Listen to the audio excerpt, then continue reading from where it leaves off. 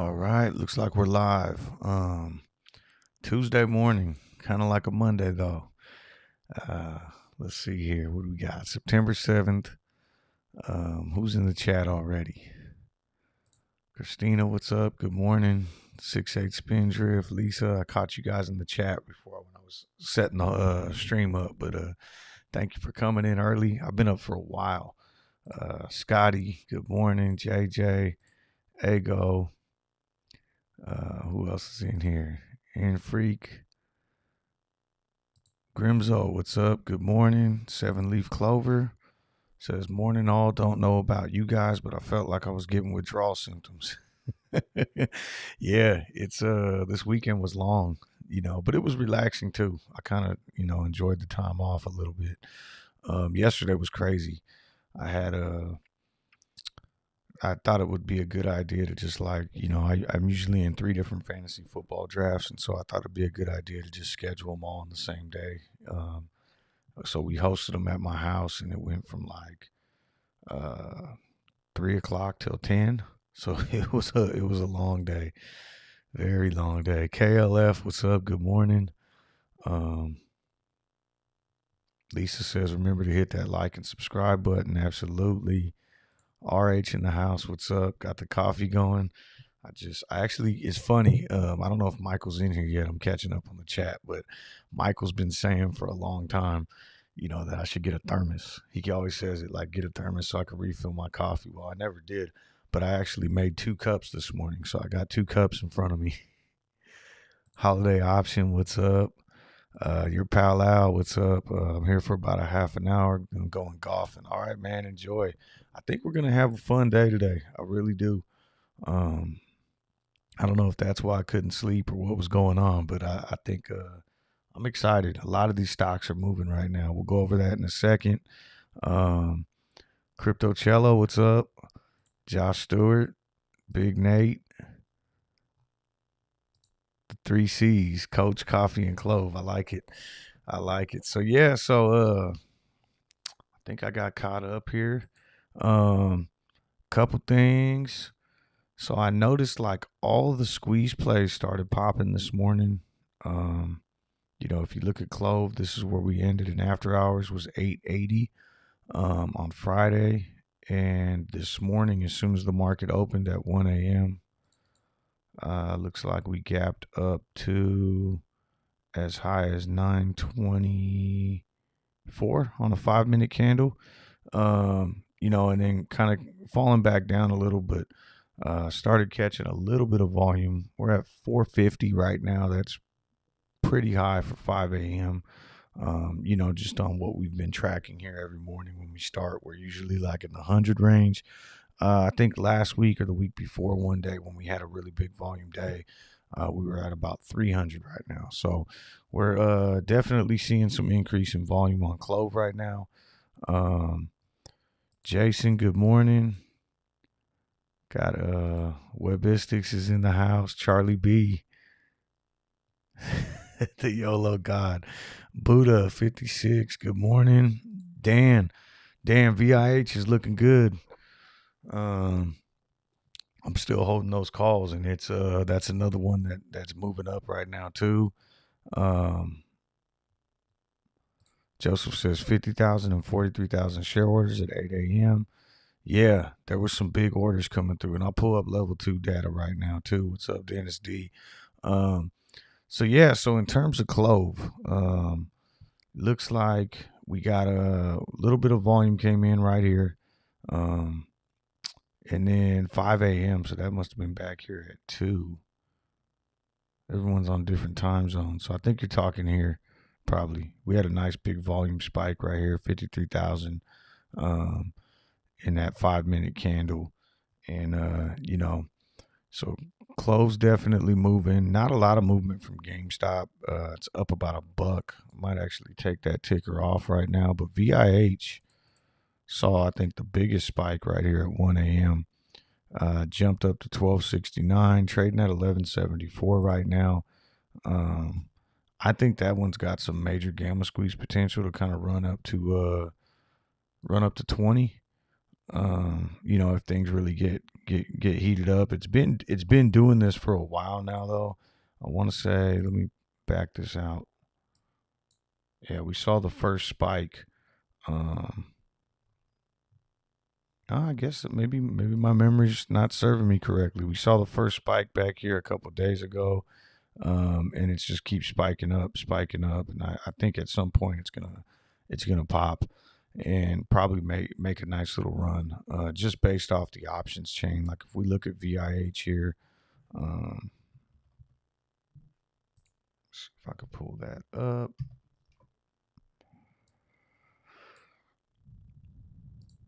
There's only monthlies. Ton of options already in the money. 17,000 at the $10 strike.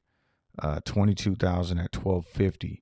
Okay, they did add in an $11 strike. It looks like today. Also a $9 strike and a $6 strike. Those are all brand new.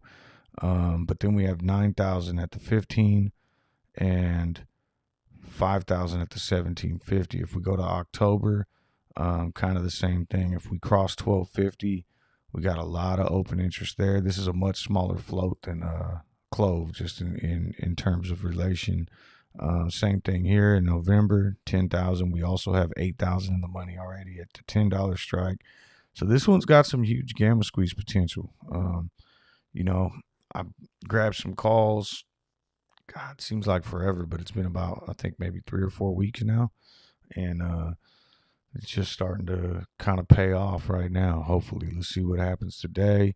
Wilson, what's up? Good afternoon from the UK. Skip's in the house.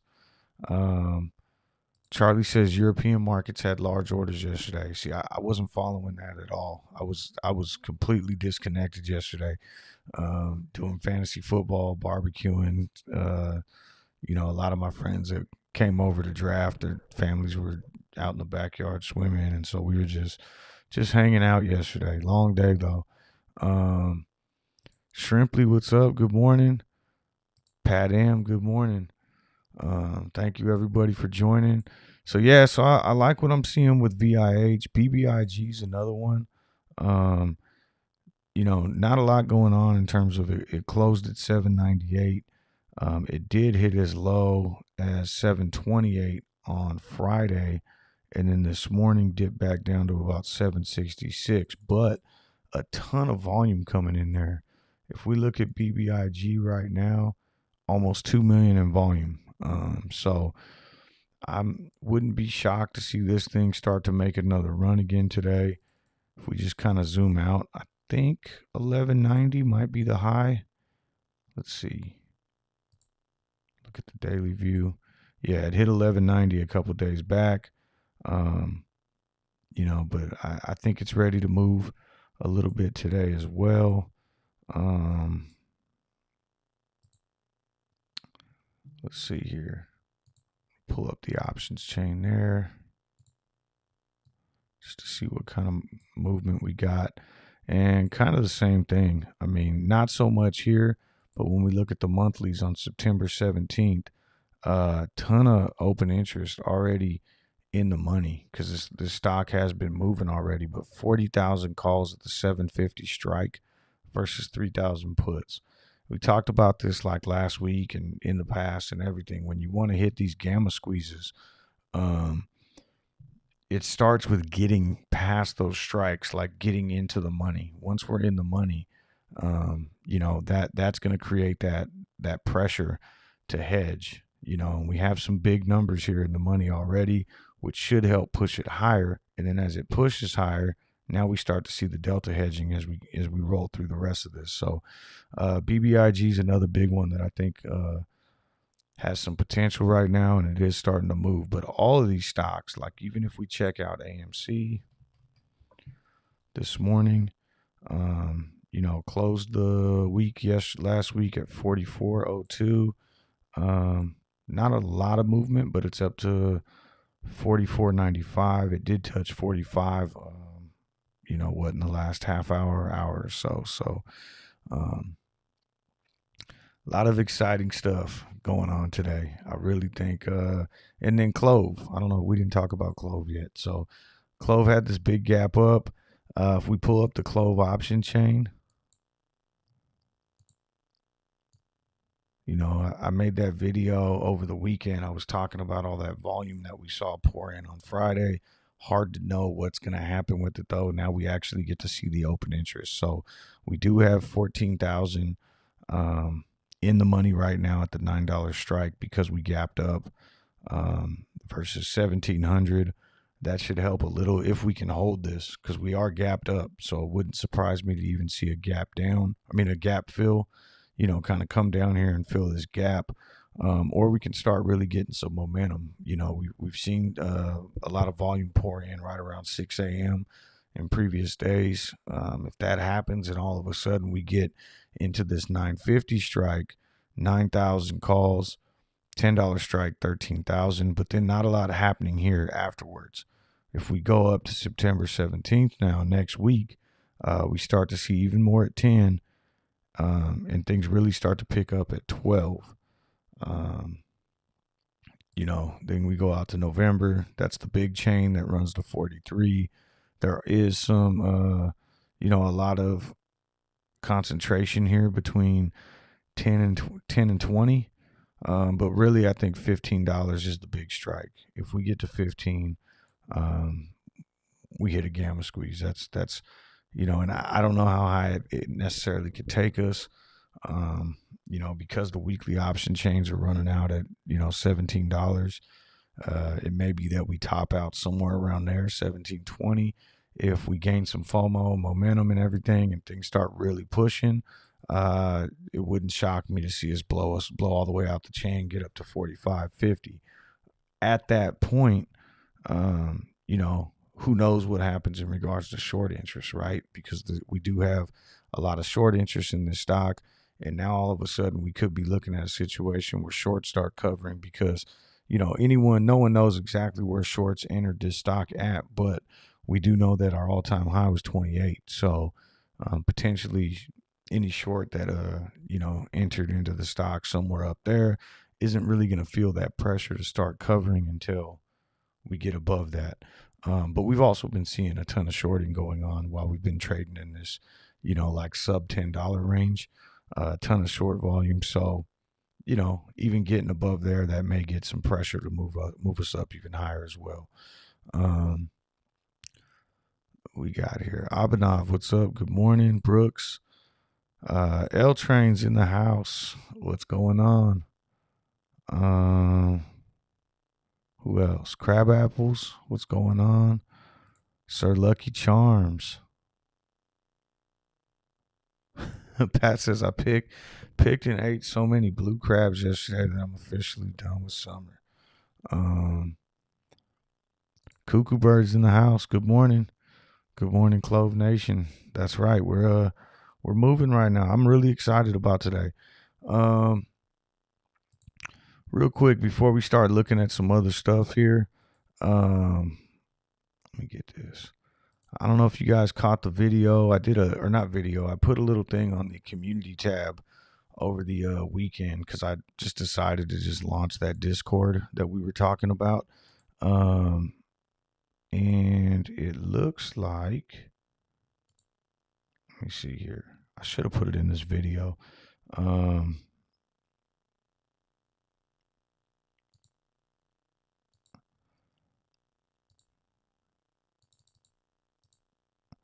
I'm going to throw it in the chat right now. So anyone who's interested, I started a Discord. Ago helped me out with it. I mean, he pretty much, I mentioned it on my stream over a month ago that I wanted to do something, you know, a place where people could maybe talk in pre-market, start talking about, you know, maybe some stocks that they think might be running, or maybe even just, you know, talk throughout the day. And so Ago just built the whole thing out and, you know, set it up. And I was kind of dragging my feet on getting things together. And so I finally set it up. And my idea here is so it's called the Stonk Lounge.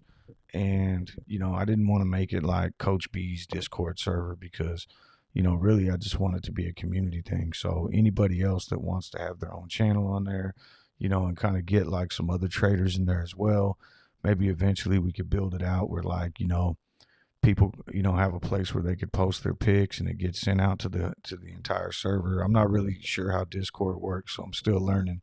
But we did get a lot of people that went in there over the weekend, and looks like some people are even getting in there right now. But yeah, so I also made a little channel in there called Coach's Huddle that, eventually maybe I'll put some plays out as I come up with them, or find stuff. But really, I just wanted somewhere where the community can kind of get together, um, and talk about all stocks, not just Clove. Nothing against Clove. It's just, we got I'm a trader. I trade other stocks as well. And I know a lot of you guys do as well. All right, let's see. Joseph Scott's in here. DeGen, what's going on? Says, let's go. When and if they start to cover, is that through the dark pool? Well, I mean, we've been seeing buying happening in the dark pool, or buy orders getting routed to the dark pool, but they can only do that for so long, right? So, essentially, if there's not a seller in the dark pool, what happens is it's creating a new short position, right? So, like, let's say, Pete, you're a hedge fund and I'm a market maker, and you want to cover through the dark pool. So you come to me and you want to buy the 500,000 shares that you need to cover. If there's not someone that actually has shares in the dark pool, then it's up to me as the market maker to say, you know what, I'll sell them to you, Pete. But those are shares I don't have. So now what happens? I took on a short position, right? And if the stock's moving up, I don't imagine that they would allow that. Like, what market maker would take that on if they already lost control and the stock's running? Hell no, they're not gonna. I don't think they would do that, because then that's just putting them in a hole. Now, when they're controlling the stock like they have been and they're driving it down, that's essentially what's happening, right? Like, people are coming, they're routing buy orders into the dark pool, and so now market makers are selling you shares they don't have, which is creating a naked short. And then they're just planning on driving the stock lower and covering at a lower price and profiting off it. So, but I mean, yeah, it's possible. But when the stock starts really moving, I think you'll see less of that, because no one wants to take on those naked short positions while it's running. Also, something that me and Ghost have talked about on this show before, and I even know Al Trades has really been talking about it, is the thought that, a lot of these guys are flipping their positions right now. That's in their nature. They're called hedge funds. It's what they do. If they have a short position, they hedge it with longs. When they want to flip, then they'll increase their long position. So I really think that, it could be the case that these guys are flipping their positions now. And, the people that were short in this stock are ready to flip long on it. And that's why we're not seeing the same amount of suppression that we've been seeing. And once that takes place, that's when this thing could really run as well. So, like, not necessarily covering shares, but think of it this way. And I mean, this is all speculation, but if this thing was really ready to pop and I was short the stock, I can go in and buy a ton of calls, which could be the type of calls that we're seeing flowing in right now, because, I highly doubt this is all retail. Just thousands and thousands of call contracts coming in.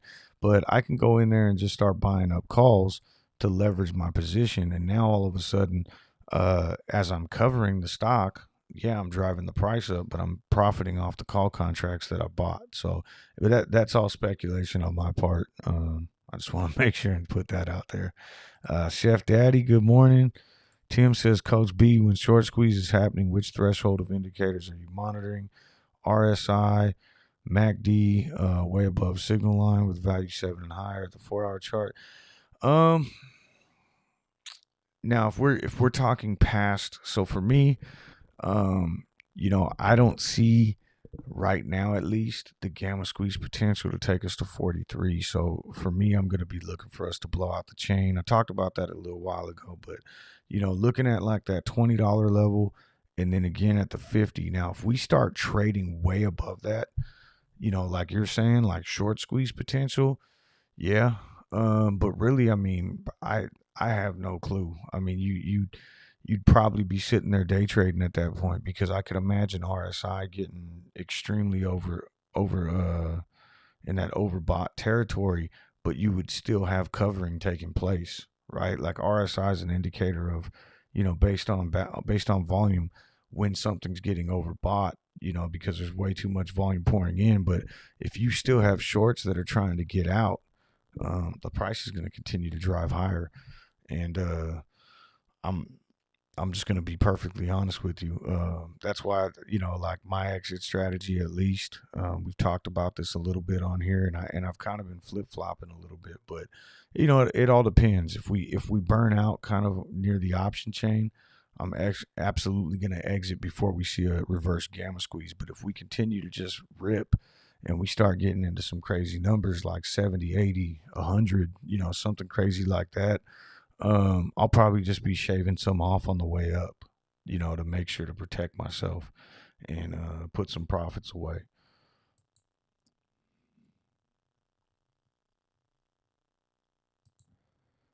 Jeffrey, what's up? Good morning. 888 and waiting to see what today brings. Wall Street bets drama. Yeah. Definitely some Wall Street bets drama that was, I guess. I mean, like I said, I was out of it yesterday. I wasn't really paying attention, but then I watched a couple videos that were put out yesterday and kind of caught up a little bit in Reddit and everything else. And yeah, definitely. I mean, I'll say this at least, and I've said this in the past too, in regards to Wall Street bets. Like, I don't necessarily um, believe that they're anti-Clove or anti any stock or even pumping GME or AMC for that matter, because as a long-term GME holder, I've seen a ton of GME posts get deleted, and then you go to like the super stonk community and they feel the same way. Like, why is Wall Street bets always hating on us and this and that? And I know that they do have certain rules, right? And like, for a while there was a rule that they weren't allowing anything that talked about a squeeze. It's just, it was like too many squeeze posts, and so they started removing squeeze posts. And then you had, I mean, they do have something where if you're going to post DD, you also got to post your positions with it, or you're going to get banned. And you know, so if people are posting DD without positions, they're probably going to get taken down. There's also rules in there where you can't post and then go post in like a Discord server or the Clove subreddit or even on Twitter for that matter, like, hey, go upvote this. That's considered brigading. So there's all this other stuff that goes into it as well. And I think sometimes you just got to kind of zoom out and look at the big picture and see that, I mean, there has been like Chemical put up a post on Clove 2 weeks ago, and that stayed up there, got a ton of upvotes. Um, so I don't necessarily think it's always as nefarious as people think. When it comes to Wall Street bets, it's just you gotta, have the karma, follow the rules, do all that kind of stuff. Now, my understanding is that a bunch of posts got deleted or removed that were previously being allowed. Now that probably seems a little bit more intentional, um, and I don't know. I'm not going to speculate at why, but yeah. Michael, what's up? Good morning, Michael. I don't know if you just got on or if you heard me earlier, but I was talking about how you said to get I should get a thermos so I could have more than one cup of coffee while I'm on here. So I just still don't have a thermos, but I made 2 cups of coffee, so I actually have 2 mugs right now. So that's as close as I'm getting to the thermos so far. Uh,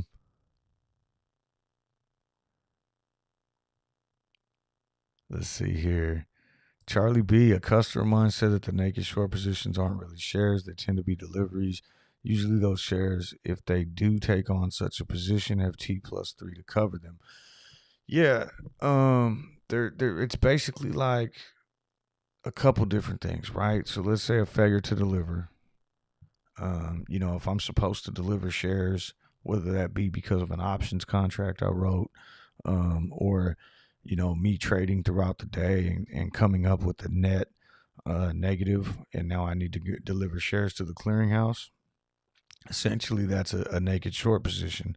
If I sold shares that didn't exist, you also have on the flip side, people that'll have the ability to just sell shares into the market that they don't own. Market makers that could sell shares, in the dark pool or in the, just in the lit market. And either way, if they don't own the shares, they're creating a naked short. So there's a couple different ways that could happen. Cuckoo Bird with the super sticker. What's up? Thank you. And I still haven't figured out stretching his arm forward to offer a cup of coffee. I haven't figured out how to get those emojis, but thank you, Cuckoo Bird. I appreciate it. Let's see here. Ross Lowe's in the house. Alexander Lee, good morning, coach. Love the theory of the market flipping along now, but that would also mean less chance of a squeeze. No, not necessarily. That's what I mean. If they flip, they have to cover, right? So a squeeze is essentially covering. It's like the opposite of a stop loss. So a stop loss, you're long a stock, it starts dropping, and now you're going to sell it because it dropped so low and it hit that mark where you're starting to lose. I mean, it works the same way. So if they're going to have to cover all these shares, that's buying back. That's essentially the same thing. So it's just more controlled. Like, I'm ready to determine that I'm going to let this stock run, so I'm going to start covering my position. But we would still see the same heights. All I'm saying is that when it kicks off, my assumption is that these hedge funds or whoever is short the stock is going to flip and go long with call contracts. That way they could profit on the way up. Andy Smith says, "Good morning, coach and crew. What's up?"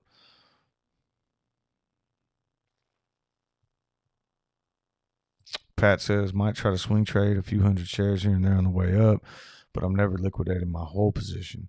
Yeah, no, I agree, and I think we'll have a little time. I mean, but at some point, you gotta. Yeah, I don't think it's gonna happen like super fast, but I mean, anyone who was in June kind of saw it. We shot up to 22, 23-ish, and then came down a little, went as high as 28, and then we just continued to see that fall. And I mean, that happened over the course of probably the majority of it over 2 weeks. And I think, if you kind of can see that coming and see that reverse gamma effect coming, for me at least, I'm going to try to, get out and then get back in. I mean, I could be wrong in that regard. But the last thing I want to do is let's say we get up to like 50 and hold this thing back down to 20. You know what I mean? Which is kind of what I think is going to happen. I think that we're going to get up to a nice big number, whatever that may be, but then it's going to come back down and probably find a new base, find a new home. Our new home right now is $8. Hopefully the new one this time around, I'm thinking it'll be like in the high teens or mid 20s, somewhere around there. But again, that's all speculation. I have no idea what's going to happen when it really comes down to it, how high it's going to go or where it's going to come back down to. Mike in DC, no day trades for me this week. I'm a Philly jersey recovering flooded rental cars for big money. Everyone have a green week. All right. Yeah, Mike, get that money right now. So you're recovering flooded rental cars. All right.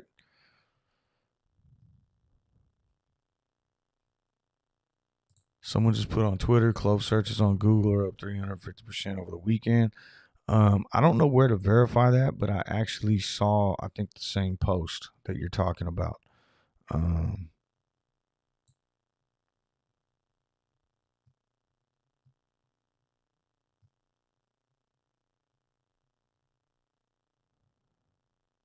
Kyle, what's up? Good morning. Charlie says, when I joined CLOV, we had 12,000 members, 42,000 now. Dan says, what's the borrow fee? Right on, Dan. I got lost. I started, let's pull up Vortex and some of that other stuff and see what's going on here. I haven't looked at it yet. So If we look here on Ortex, we're seeing not a ton from the borrow fee. Shares on loan 45. That's nowhere near as high as we saw it in the past. I think we saw a high of 63. Cost to borrow started the day at 1.9 and it's now at 1.98. If we take a look at, I was also looking at Fintel earlier this morning. Didn't look like any new institutional ownership, anything like that reported. Max Payne, when I checked this morning, was at 850. I think that's everything. Let me see here. Make sure I didn't miss nothing.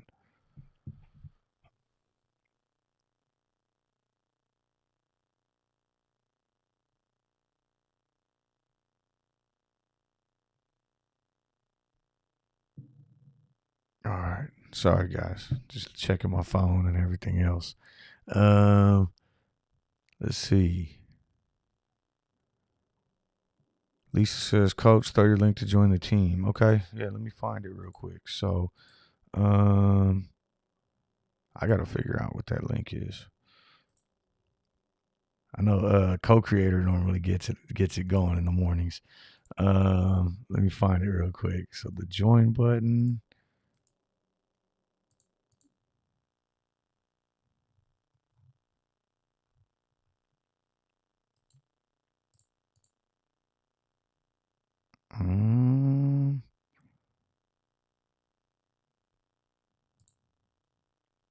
I got to learn how to find that link. If anyone else has it and wants to drop it in the chat, please do. But if anyone wants to join, basically it's $4.99 a month. You know, you get like the emojis and all that kind of stuff. The little badge next to your name. I am going to start doing some Chalk Talk videos, answering questions about, whether it be advice or not financial advice, sorry. But, just give my thoughts on whatever. But basically, like members only, like a live stream, probably twice a month in the evenings, and then talk about option strategies or really anything, any questions anybody has. And similar to this stream, but when the market's closed, and we can really dig into like really anything you guys want. And then the merchandise store I'm almost up with right now, and as soon as that comes up, members will get a discount code to buy merchandise on there. And if anyone wants to support the channel, it's there. So it's right where you would go to click subscribe. But right next to that's the little join button. And I really wish I knew how to put that link up. I don't know how. I can't find it. I see the join button on the channel, but it won't let me copy it as a link. But I know co-creator knows how to do it. So once he hops in here, maybe he'll get it on there. Tito, what's up? Morning, Coach and Clover fam. Was that call sweep ever confirmed? I heard some people talking about it. Did you know the price and date? We've seen a ton of call sweeps. So on Friday, we saw for the December $15 strike. We saw November $6 strike, September 17th, $8, $12, $6. I mean, there was just a ton of call sweeps that came in on Friday. Also some put sweeps as well for the next couple weeks at the $12 strike and the $15 strike. So kind of a mixed bag, but definitely more calls than puts coming in is what we've been seeing. Like basically bullish flow on the option chain. And for anyone who's wondering too, so a call sweep is basically when someone comes in and just buys up all the available call contracts that are on the market. That doesn't mean that there's no more call contracts available. It's just what's being offered at the time they come in and buy them all up. Let's see here.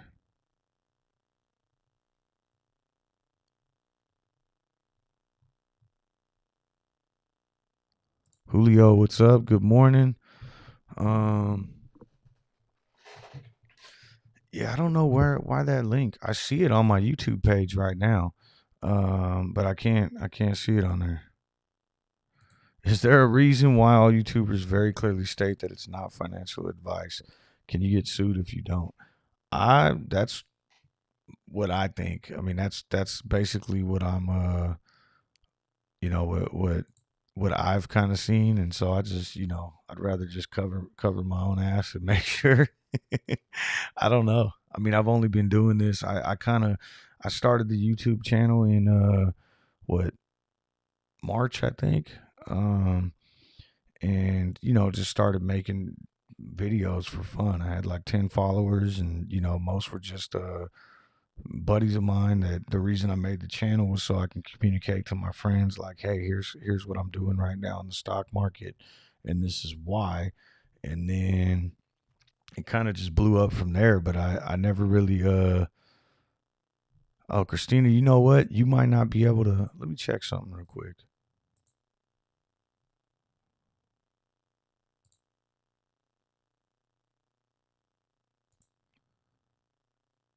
All right, Christina, try to post the link again. I had to add you as a mod because I don't think anybody else can post in the chat unless you're a mod.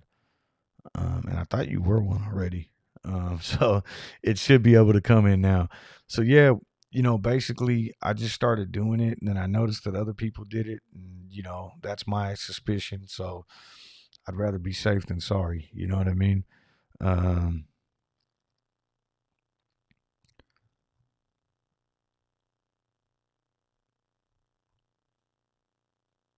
all right. Let me see here. I gotta figure out how to put this damn link up.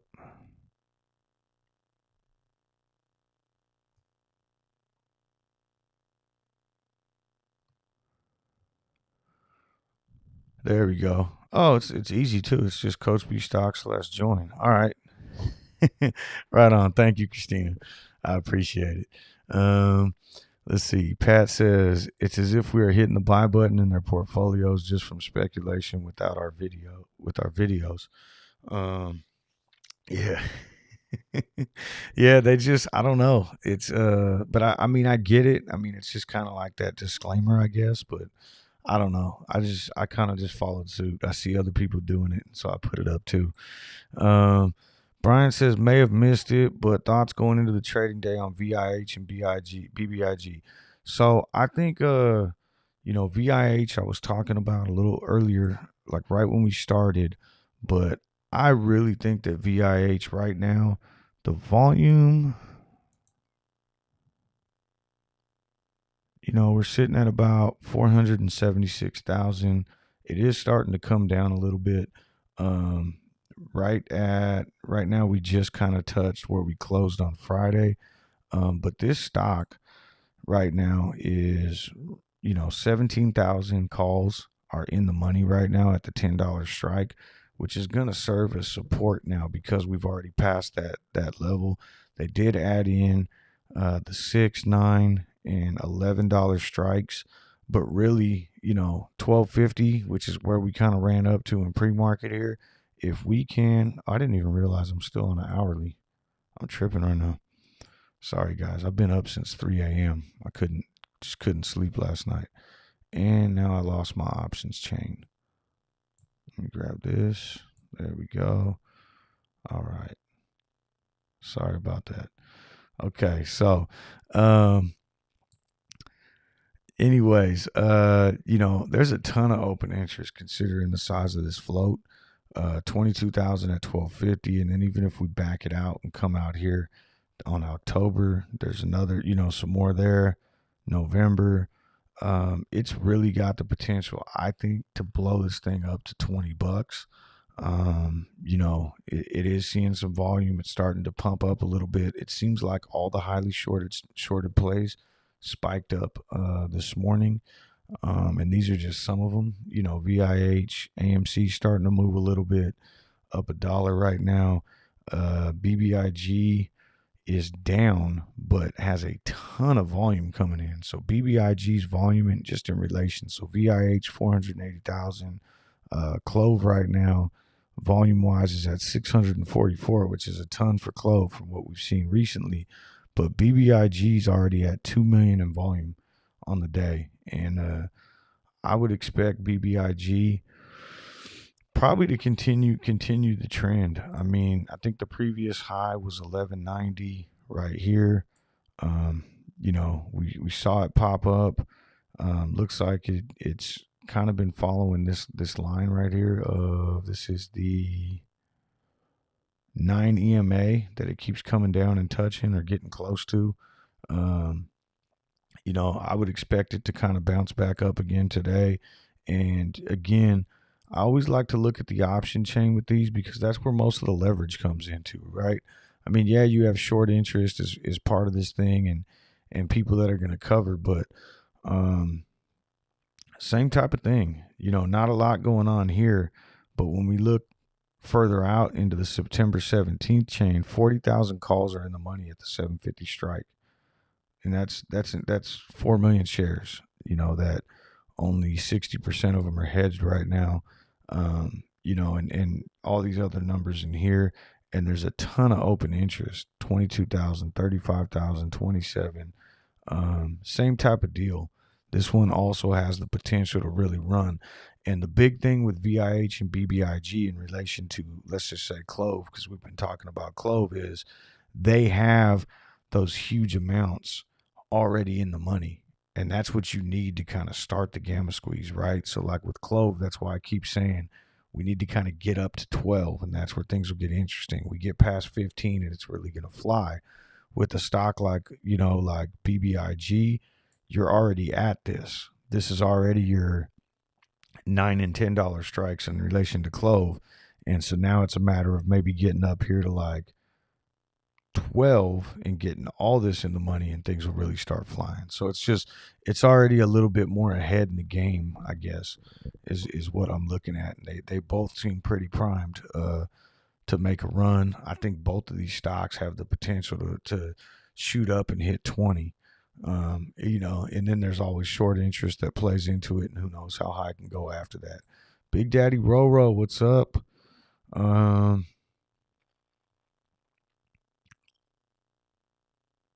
In the famous Longhorns voice. All right. That's McConaughey.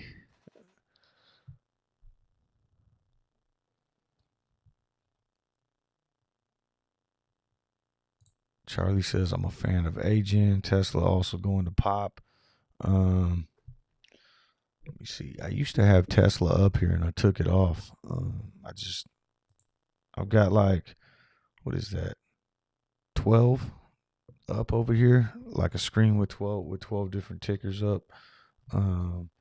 Just looking, yeah, Tesla's moving right now too. It's at 740, closed at 733 on Friday. AGen closed at 609. It's at 608, so not a lot going on there, but Tesla definitely looks interesting right now too. Pat says, I was having dreams of us running today and kept waking up every hour last. Me too. I ended up just getting out of bed at 3. It's I'm on the West Coast. It's 5:44 here right now.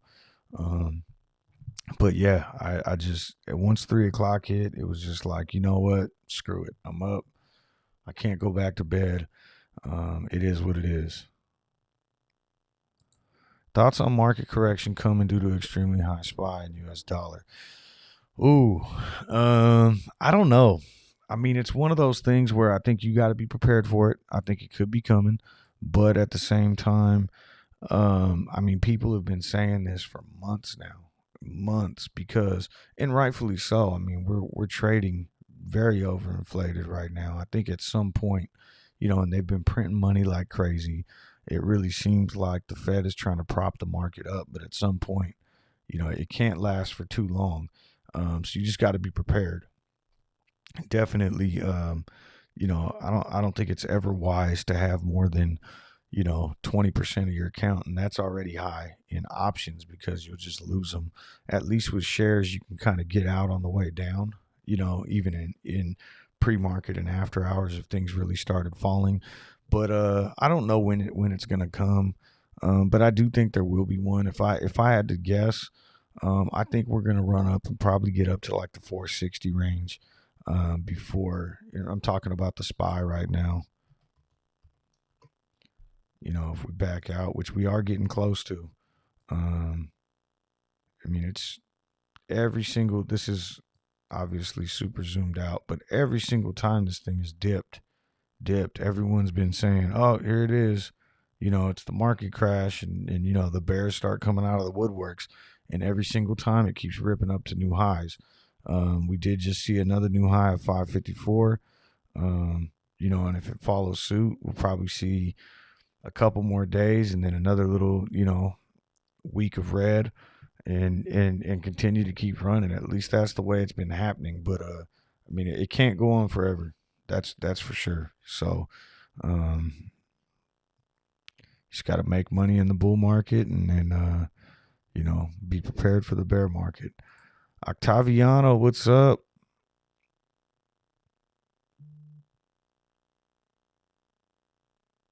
Never seen people talk about AHT. What do you see on that one? I don't know a damn thing about AHT. Oh,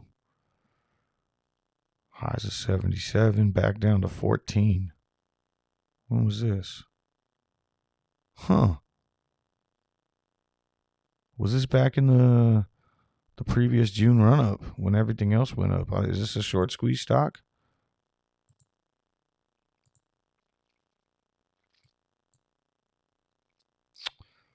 Let me see here.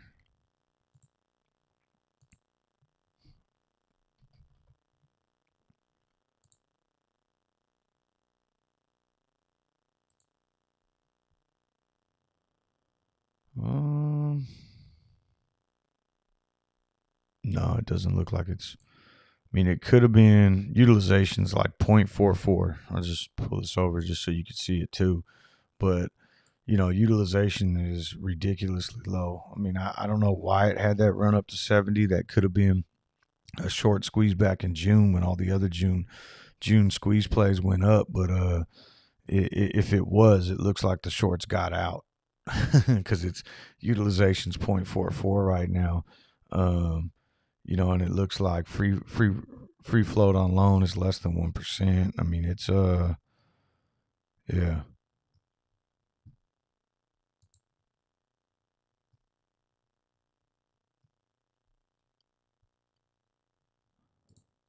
Kyle, what's up? Dropping clovers in the chat. Genetic Nate, thanks for joining us this morning.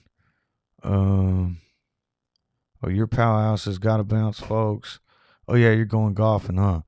I'll have to play around the golf, keep my cell phone notifications on so I won't miss any uptrend. Yeah, and sometimes that's the best thing to do too. I've talked about that before. Like set some alerts on your phone, pick some price points where you want to be able to jump back in and see what's going on, and just forget about it. Go golfing like Al is, or whatever you got to do to take your mind off it if you're kind of getting to that point. I'm not saying you are, Al, but I mean, I know there's been other people in the past on here that are, you could tell kind of getting frustrated with the price action and everything, and it's like, it costs you nothing to hold. Just but it could cost your mental stability to sit here and stare at the chart all day if it's bothering you. So that's where my computer's kind of tripping out right now, but that's where I say, like, set some price alerts and walk away, and then if the thing starts moving, you'll find out. Let me see here. Just want to check out and see. I mean, I know we're in pre-market right now, but looking at CLOV. Oh, this is BBIG. Let's see here. CLOV, $9.03, 30,000 sell wall here, and then this 915 I saw way earlier this morning. This 17,000 shares. So it looks like 903. They're going to try to prevent us from breaking through that. But my assumption is we'll see some more volume try to kick in the next 10 minutes when we hit 6 a.m. And we should be able to kind of blow through that one. Nothing else big in here. I mean, we're way down there at $10. I'd love to see us get up there and have a problem breaking through sell walls at 10. But yeah, that one's pretty big, $9.03. Looks like 30,000 shares on the sell side. Fluffers in the house. Good morning. Dan's going to work too. All right, Dan. I'll check you later, man.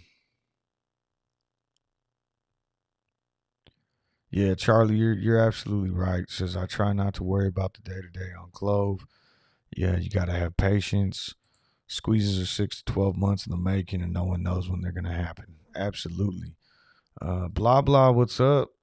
Good morning. Blah blah says it's a fake wall. Yeah, I hope so. Let's see. We'll find out soon enough. As soon as we go slam right through that thing. It says dare him to do it. So blah blah is one of the mods in the Clove subreddit. If you guys haven't already, I think we're 43,000 members strong now. You know, a lot of great DD on there. You know, that's where I always go to look for information. You know, it's always going to be on there faster than anywhere. I think, you know, anytime a news article, anything comes out with 43,000 members, someone's going to post an update on it and break it down right away. So that's where I go to get my Clove news and updates, and really a great community. So if you haven't already, go check it out. That's r/Clove. Christina says hit that like button. 101 watching, 67 likes. Yeah, I think it helps with the algorithm too, right? It'll start getting get some more people in here. Yeah, Charlie, you're right. We got volume right now is high. Like, just, you know, I've kept you know, I keep kind of bringing this up like every day now since I started streaming like way earlier in pre-market. I've been I always like to check right around 5 a.m., right around 6 a.m.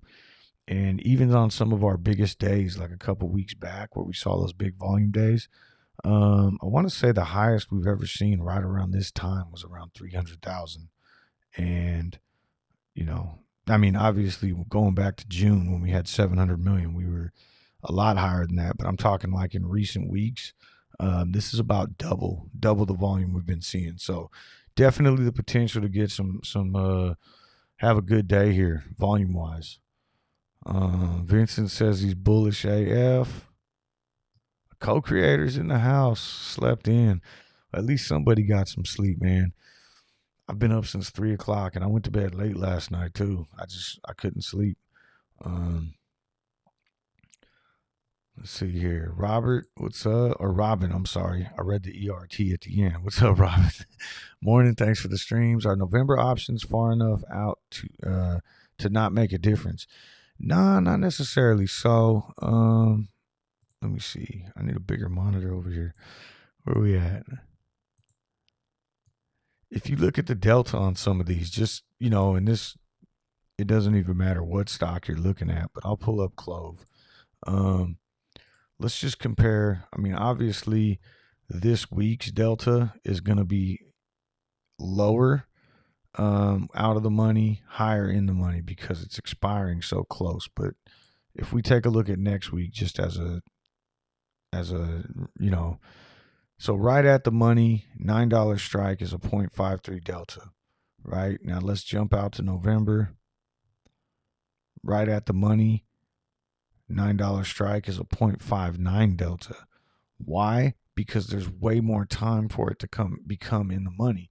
So what ends up happening is, you know, these further out options, you know, this is 73 days away. There's way more likelihood that we're going to hit this. So you're going to see more delta hedging happening there. They have to, you know, or else it'll run away from them. So you're going to see a higher delta. Now, if we go way out, let's say to like February 22, still 0.63 delta. So, you're definitely, and that's basically what like the gamma squeeze, how the options chain works is it all has to do with this delta hedging, right? So, um, and essentially what the delta hedging means, just for anyone else who's looking.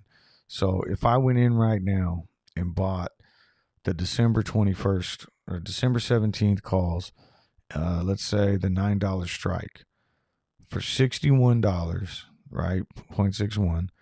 I'm sorry, I'm looking at this wrong. For $200, tired still. $200, I could buy that contract. $202. Now, when I buy that contract, if it's a market maker on the other end selling these calls naked and opening up a new position, when I pay that $202, they're going to go into the market and buy 61 shares to hedge that position. And then as the stock falls and delta decreases, they'll sell some of those shares back into the market. As the stock goes up and maybe this delta increases to like 0.8, they're going to buy 19 more shares. And they're doing that. They have their own algorithms and formulas that basically are going to continue to buy and sell so that they're always going to make money no matter what. Even if this stock goes up to $20, they're going to buy on the way up. They're going to be the ones forcing it up, but they're doing it. The algorithms are doing it to make sure that they always make money, like that their per share price is going to be lower than $9, right? Because if I bought the $9 strike right now in December, that means in December, if we're trading above that, I need to, they need to be able to sell me 100 shares at $9 a piece. Well, the only way they're going to do that is if they buy enough shares right now, at a cheaper price, so that later as the price is going up, they could buy them at a more expensive, and their average dollar amount is lower than $9. That's what they're looking to do. Let's see here. I keep getting behind in the chat. Let's see. Everyone's dropping the CLOV moons. I really got to figure this out because I hate looking at it like this to where I can get it to display. And I know there's a way to do it. I got to spend the time to figure it out so that it'll actually show the emojis and all that. Faith, good morning. Happy Tuesday. Love long weekends, family, football, and Texas barbecue. But seems like too long when we have to wait for market open. Shout out to THB reaching out to Wall Street bets. Okay. Let's see here. Good morning, Faith. SMJ's in the house. Says greeting all. Pat says, did well on my $10 September 17th calls last week. Took profits, got greedy, and bought back in for more contracts. Yeah. Just always remember, like, I haven't been playing any weeklies, but I've been saying this, like, if you have options contracts that expire this week, I don't care what you think the price is going to do. To me, you want to be exiting on a Wednesday. Don't hold your contracts into the Thursday, Friday expiration, because I'd say 99 times out of 100, they're going to lose value in those last 2 days. Yeah, co-creator, we gapped up. Says, are we at 901? Yeah, we gapped up big right here, right at 1 a.m. from 880. We hit as high as like 923, and we're seeing some volume, man. So should be an exciting day.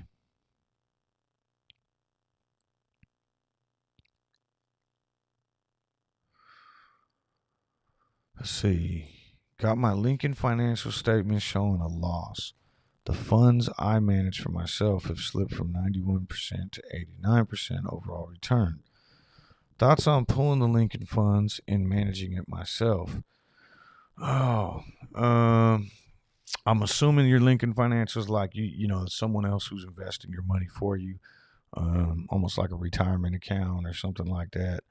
And it came in at a loss. That's rough. But I don't know. I mean, you better than anybody else, right? And I know, Lisa, you've been posting here for a long time. You've been pretty successful in trading. I mean, if it, depending on how long you've had success, maybe it would be worthwhile to manage your own money. But at the same time, if you're talking short-term success and you've only been trading now for 6 months or a year, that could turn on you quick, right? I mean, you could be on a hot streak, and now you don't want to. I guess what I'm getting at is it all comes into your experience and what you feel comfortable with. But if you feel pretty comfortable doing it on your own, and you're having some great returns on your own, shit, yeah. I mean, with me, I have a 401k. It's actually a 403b because I work for I'm a public employee or whatever. So, same type of idea though, and I don't touch that. I just, yeah, I know that I could probably beat the market and do a bunch of other stuff, and but I don't even look at that. It is what it is. Um, and that contribution comes out of my paycheck and whatever. And then I have my own money that I play with in the stock market, and I feel like, if I could make some huge returns and gains with my own money, and then I always have that to fall back on too, but everybody's situation is different.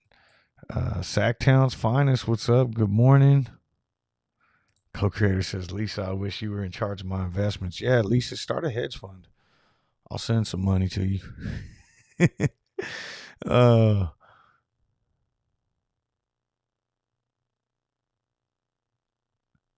Fluffer says, let's get ready to rumble. Michelle's in the house. Good morning. Stars, morning. Lisa won't put up with anything less than 90% gains. Soft bunnies, what's going on? Happy Tuesday.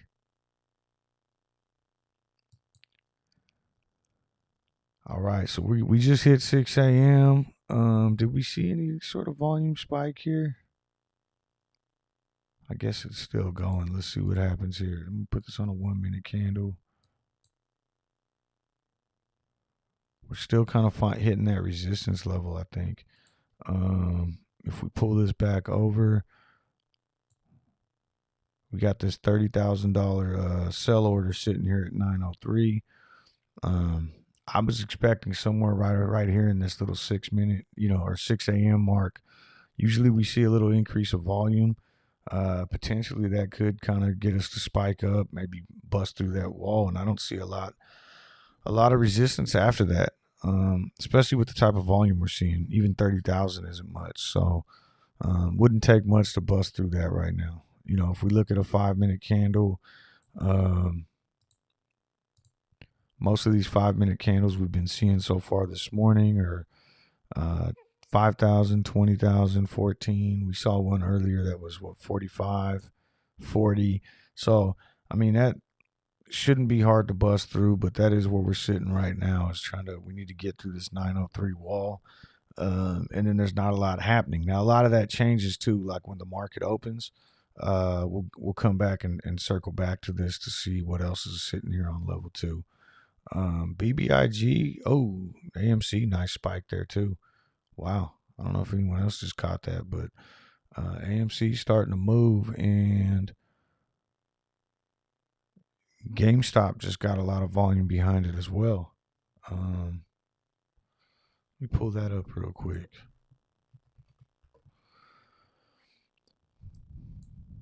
So GME 2000 volume doesn't sound like a lot, but when you consider that all these other candles are 189 shares, 260 shares, 275, 2400 is quite a lot when you're working with like almost relatively zero volume. So I think today's going to be exciting for a lot of these squeeze stocks. They're all starting to move right now.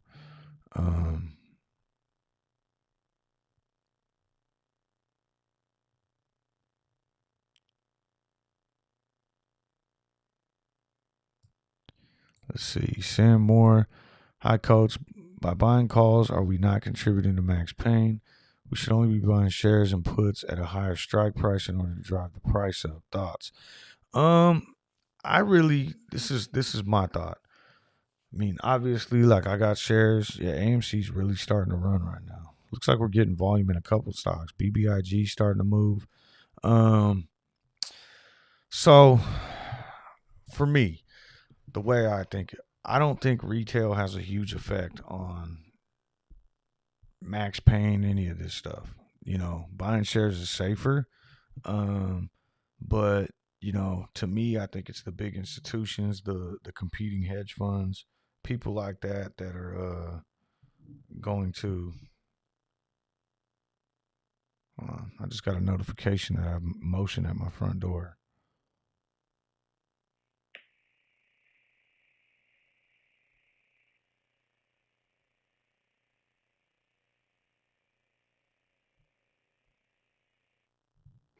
Hold on one second. I'll be right back.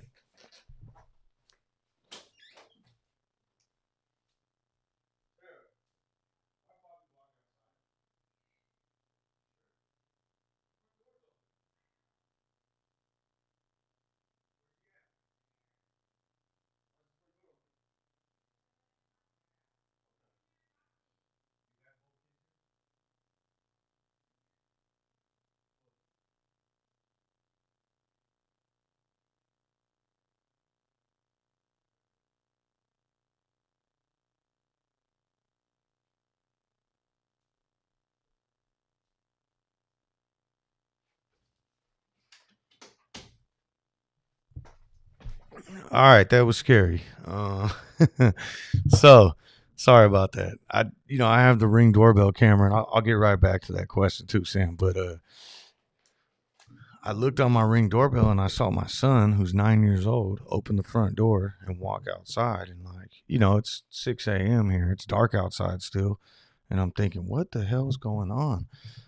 Why is he sleepwalking? What's so I ran out there and looked, and he wasn't outside. And then my wife's like, no, he's right here. She asked him to open the door, apparently. So anyways, all right, sorry about that, guys. So Sam, for me at least, I don't think retail has a huge effect. Don't get me wrong. If all of a sudden we saw like Wall Street Bets come in, they have 11 million members, and if you had 100,000 people, which is a small percentage of that, come in and buy 100 shares each, yeah, that's going to make a difference. But I think there's bigger players that are going to come in, and they're the ones buying the options that set the max pain. They're the ones whose put contracts are going to help raise the max pain. Not us buying 10 call contracts or 20 call contracts or anything like that. So for me, the way that I always play it is like, I have my shares, but when I think that there's going to be some big movement, I'll absolutely go in and buy some call contracts as well, because, if I'm wrong, I'm wrong. It's more of a gamble, but at the same time, that's how I could leverage my money and make bigger gains. I hope that answers your question. RH says Lisa for Fed chair. Cam says, is that volume or dollar amount? When I was talking about the volume that we were seeing, that's the actual amount of shares. So like if we see 15,999 here on this 5-minute candle, that's how many shares were traded within that 5-minute time frame. AMC seems like it is spiking the most, at least right now. I'm looking around at the rest of my everything else I got going on here. Steve the Baker says AMC. Charlie says buy in the money calls. Yeah, I mean that's the safest way, and that's probably the biggest way to help, like to get more into what the question that Sam had. Like if I was to buy in the money calls, I could leverage my cash to help move this stock more. Like for instance, if I don't know that I would buy anything at like 10 days from now, but even if you came out here to October 8th, which gives you 30 days, but you look here, like let's say like the $8 strike.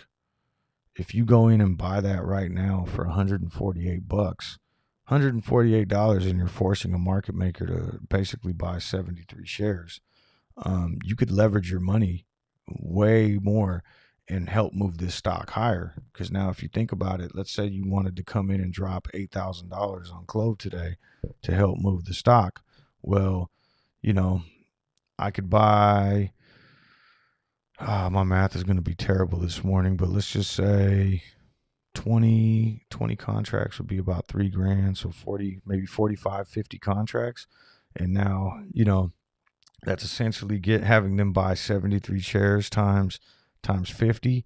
I mean, you're going to leverage the stock a lot more. And I think that's what really moves stocks, and that's why you see like big players come in with call sweeps, and it does move the stock. If you ever look at like those call sweeps reports, and they'll tell you exactly when it happened, like at 9:03 a.m. Call sweep on this stock at this strike price. If you go back and look at the 1 minute candles, you'll see a significant increase during that time, because someone coming in and dropping that big money on those option contracts is going to force market makers to go into the market and buy. L Trains is saying BBIG starting to move with volume. Wakey, yeah. L Train actually is the one that hit me. I mean, I already have some calls on BBIG, but way early this morning. He was up, I think, earlier than me. And had pointed out like the volume on BBIG. So absolutely.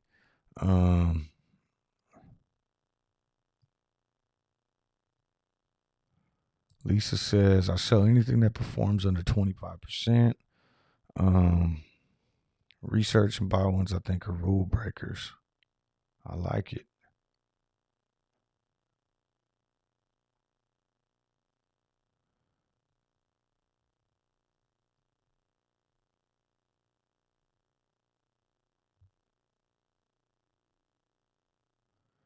Jay says Hedgie's at the door. I know I'm behind. No, I just got scared. I was like, I'm just reading the comments that you guys left. Co-creator says check out MMAT. Nah, I was just scary because you look at the door, it's like my house is all locked up and stuff. I'm not worried about that, but I saw my kid walk outside and I'm like, oh man, what the hell's going on? I don't know if my wife's still asleep or what's happening. So kind of scary for a second. I read that hedge funds can see the calls and try and drive the price down to sweep the calls from retail investors. Not sure how valid this is.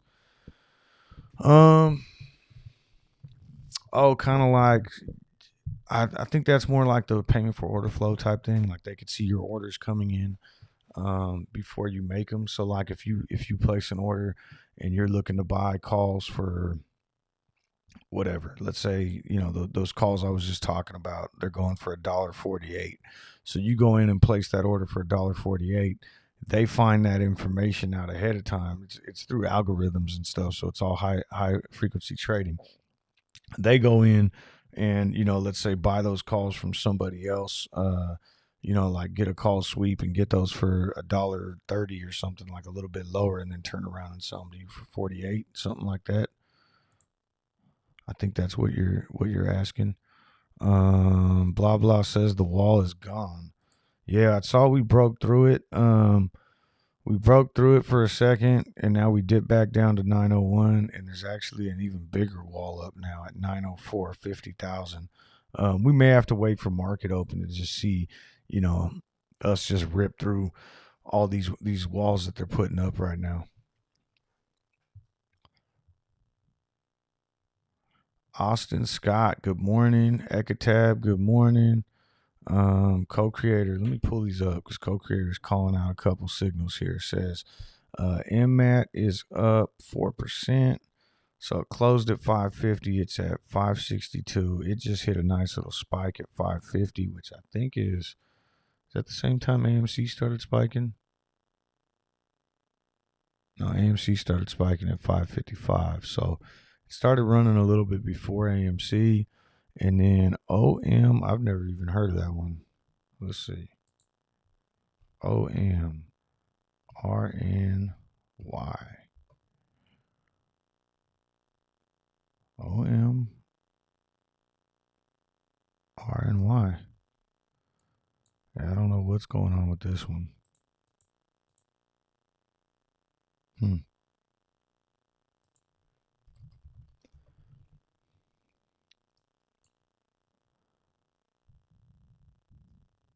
Co-creator says, want a cool badge next to your name and cool emojis to use, plus members only videos and chats. Join today. Yeah, if anybody wants to, see, co-creators on that link. Earlier, we were trying to figure out, I don't even know how to get the link up. And I was like, man, if co-creator was here, I'm sure he could do it. But Christina found it earlier and actually got the cool blue wrench too, so that she could post in here. So thank you, Christina, and thank you, co-creator, and really thank you everybody, everyone who's a member of the channel. Thank you for the support. Let me see if I can pull this up real quick. Let's see. TW's in the house and Risky Seeds. Good morning. Steve the Baker says walls are nothing to us. Yeah, especially at these levels, right? Like 50,000 sounds like a lot, but on these high volume days, we could rip through that no problem. I mean, we've seen it happen before, and it actually looks like that wall is gone now. The one that we just saw, the 50,000 at 904, but we're also dropping below 9 too. So,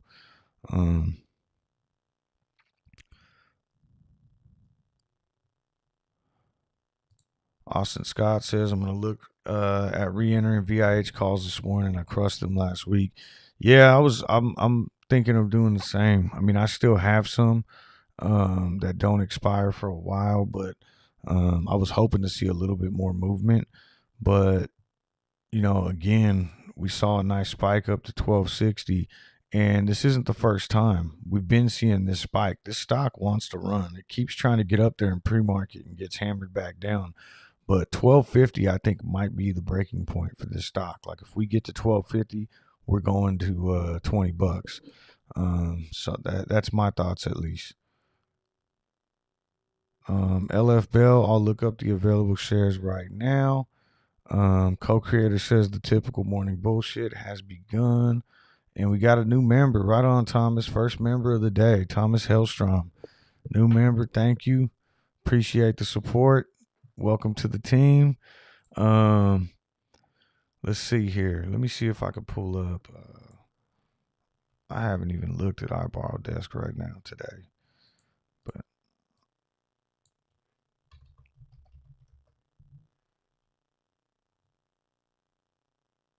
today is the 7th. So right now, iBorrow Desk is reporting 900,000 shares, which is a 50,000 share difference returned. Huh. So we just saw 50,000 sitting on level 2, and now I don't know if that's correlated at all though, because this is actually what was reported at 6 a.m. 18 minutes ago. But so 900,000, so 50,000 returned is what this is telling us right now. Did I say what's up to Ego already? Ego, what's up? I see you in the chat right now. I just don't know if I said hello. Kamal, what's up? 900K, 1.6 fee. Yeah, I would imagine that fee would be a little bit more. I really would.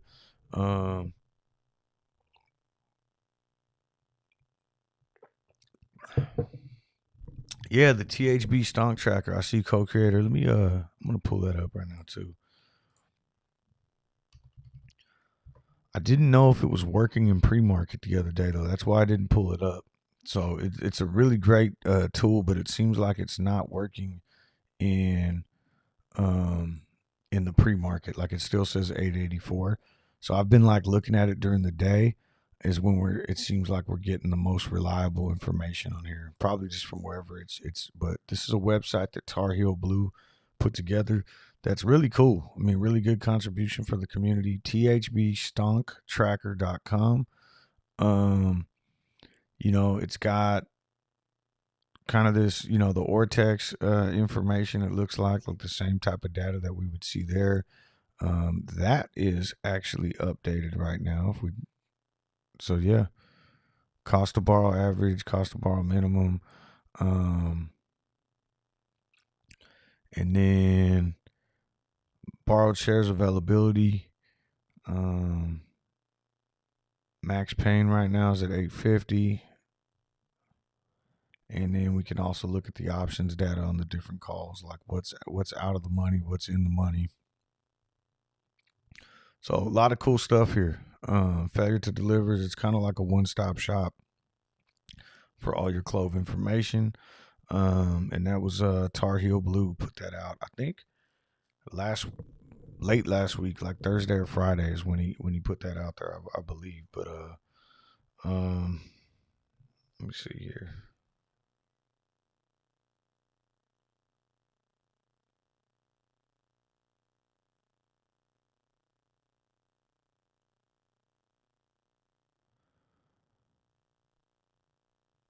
All right. Ego says, "Don't mind me. Just ordered my breakfast, getting fueled up for an awesome day." Yeah, I gotta eat. Yesterday, I didn't even realize. Like I was talking earlier about how I was had company over, barbecuing, doing all this other stuff. I didn't even eat yesterday. I ate like a half a sandwich and some salad, and that was like around lunchtime. And then I went to bed. I woke up this morning and I was like, man, I never ate dinner. I was just busy running around like crazy. Biker Dan's in the house. What's up, Biker Dan? Good morning. Let's go.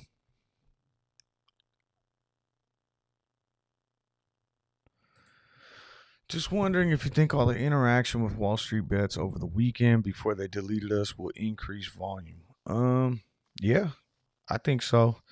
I think that potentially the deletion may have a negative effect, but I do think that there was enough people that probably saw those posts. And, a lot of people go on Wall Street bets to find the next big play, right? And so if you go on there and you see all these posts and everything, people are going to see them and get excited and, at market open come in and start buying up the stock. And like I said, they got 11 million members. So, you know, even if 1% of them, that's about 100,000 people, 1% of them came in to buy CLOV today. That's a ton of volume that'll increase. You know, if more, 10%, you're talking a million people come in to buy CLOV today, whether it be 10 shares, 100 shares, 1,000 shares, calls, whatever it may be. That's going to be more volume pumping into the stock. And it looked like it was trending, I think, on Saturday and Sunday. And then yesterday it just like disappeared. So, but I think enough people probably saw it. I mean, it would have been potentially better if you can go in there today, right now, and it was still all the top posts on there, but it is what it is, you know. Let's see. Thomas, what's up? Good morning. Turch McGurch is in the house. Good morning. What's up? Ross Lowe says we're gonna get Coach B to 11 million members. That would be awesome. Let's see. Lowbrow, will you be doing a live stream every morning this week during pre-market? Yeah, I do it. So every day. Every day, basically I'm on the West Coast, so 5 a.m. Usually till about 7 is when I'll kind of jump off, just when my kids are getting ready to go to school. But today I might stay on a little bit longer. Probably gonna keep going maybe for like another hour into the market or something like that. We'll see how it goes. But I do want to stay on a little bit longer this morning. So let's see here. But yeah, if you subscribe, so I used to stream 6 a.m. to 8 a.m. again on the West Coast. So a half hour of pre-market and then stream into the open. But now school started back up. I'm back at work. I got so much other stuff going on that I just moved it up earlier. But if you hit the notification bell, then you'll find out exactly when I get on. Turch just reminded me too. Yes, I can't believe I haven't even talked about it yet. So tonight is NFL, no financial limits. It's going to be the second show. Ghost and I did the first show. That was the pilot episode last week on Monday. Tonight's our preseason show. And basically, for anyone who's unfamiliar, What we're doing is we started this show. It's called No Financial Limits. Last week was the pilot, but we kind of have a format we're going to test out tonight for the preseason. And basically, what it is, first half of the show, we're going to be talking stocks, talking crypto. Then we'll have a little halftime segment, and then we'll get into the third and fourth quarter. Second half of the show is going to be all about football. Okay, so we're going to talk, plays that we might want to gamble on this week. Maybe some prop bets, futures for like who we think's going to win. Each division, stuff like that. And then at the same time, maybe even talk a little fantasy football. But it's going to be a lot of fun. And as we continue to get the show going, we're going to do it every Monday. This week on a Tuesday because of the holiday, but it's going to be every Monday evening leading up to Monday Night Football. So we'll get started at 4 o'clock Pacific time, 7 o'clock on the East Coast, and we'll lead up right until about 5:15 for whatever game's playing that night. So yeah, that is tonight. We're gonna get it going. I actually dropped the link on the channel too, so it's already in there. But a lot of people, we like talking stocks, and then at the same time, Ghost and I enjoy watching football too, and we also have a lot of friends that have played in the NFL or even still play now. And so one of the things we're going to try to do too is maybe bring on some guests as we kind of get deeper into this and get the show more established. So it should be a lot of fun. Let's see. So the co-creator said, are we going to see some more TMB in 3 minutes at the opening bell? I don't know. They hit us pretty hard right here. Got us down to 891 and we bounced back already. Let me see here. Just pull this back up. No big walls that I could see right now. Now, again, that could all change as soon as that bell comes in. So let's wait and see what happens. BBIG looks like it's continuing. Insane volume there. Looks like maybe it's going to try to get up here to this pre-market high of 844 at least. But I really think VIH and BBIG are ready to make some significant moves here.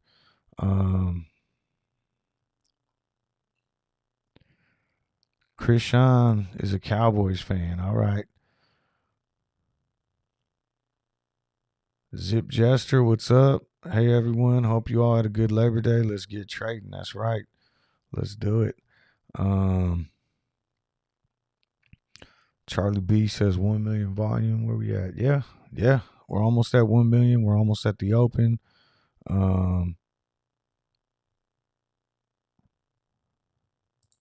The Jen's in the house. BTFD, what's up? What's going on?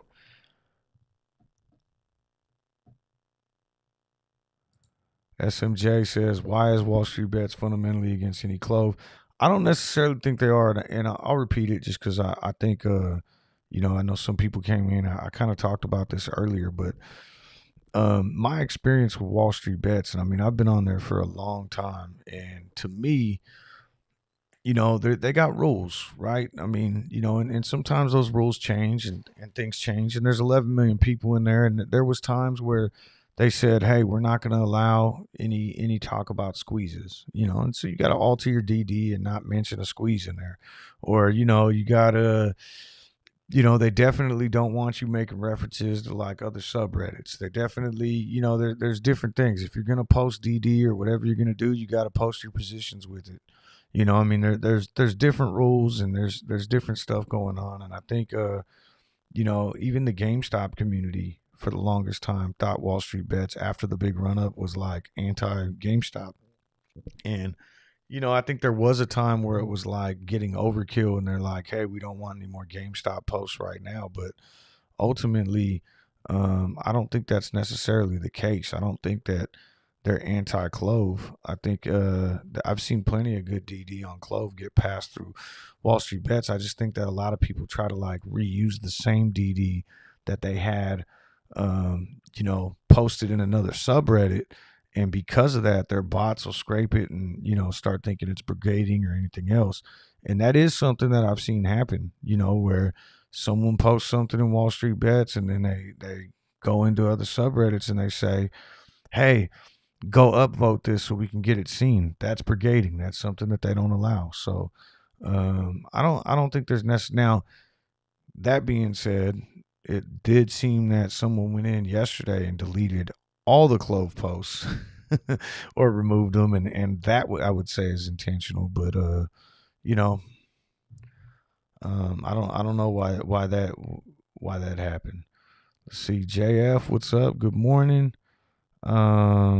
George Gonzalez says it's time. Let's do it.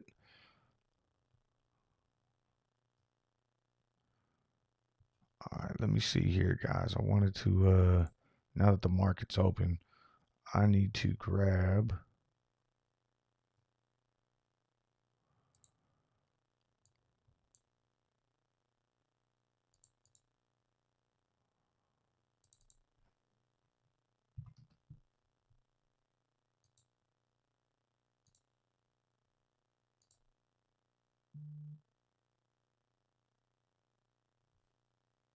Did it go through?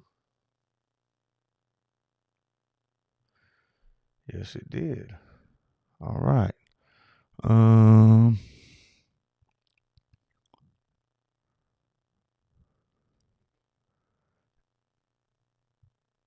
I'm trying to grab a little bit of VIH right now while it's down here. Let's see here. Sorry guys. When the market opens, I gotta jump in and grab my get my orders filled real quick.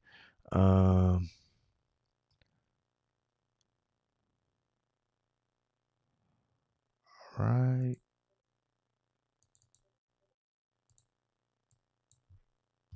There we go. All right, I'm good now. Right on. Got that out the way. Okay. Hey Wes, what's up? 919. Looks like we're ripping.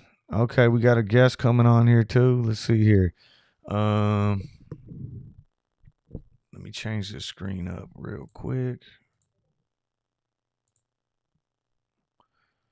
And make this thing a little bit bigger. We got our CLOV.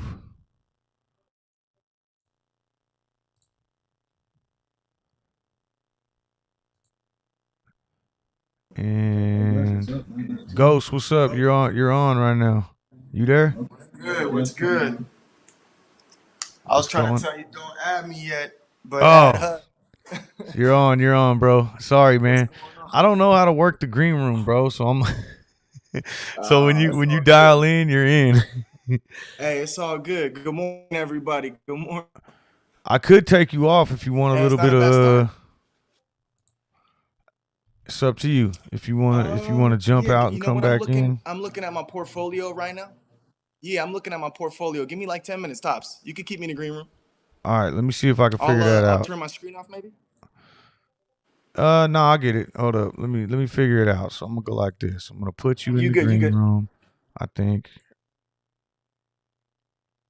And then I'm gonna make this go solo. Nope, that didn't do it. There we go. All right. I'm working on it. I'm figuring it out. Just come back and give me a thumbs up when you're ready. Let's see. BTFD says I got the karma and age for Wall Street bets. I'm looking at making a net new post for DD to see if it catches any traction. Might be best to post the DD when we're over 10. Yeah. Well, we might be over 10 pretty quick here, bro. It looks like it at least. Let's see what happens. Sir Lucky Charms, wallet 924. Let me check this out. I got busy, started let me see here.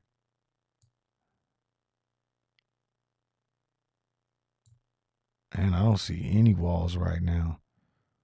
I know I'm probably behind in the chat too, but it doesn't seem like there's much going on there. We're starting to move. A lot of volume pouring in. We're already at 3.4 million. Can you show level 2 on CLOV? Yeah, I mean, I don't know how well you guys are going to be able to see it, but I'll throw it right here.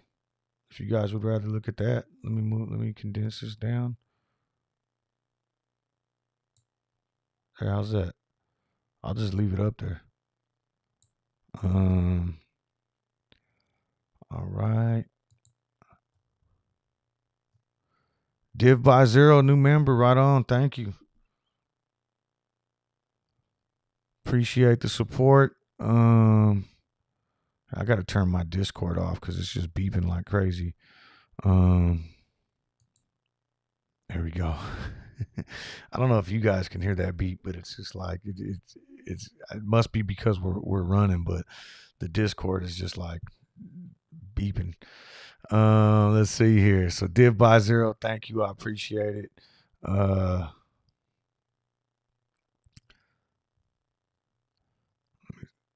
me try to catch up.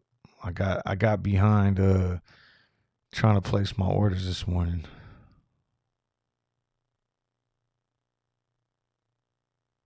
Blims, what's up? Blims, a Dodger fan. Plum Fun says, good morning, Ghost. Good morning, Plum Fun. What's up? Scotty's back? Or did you not leave yet, Scotty?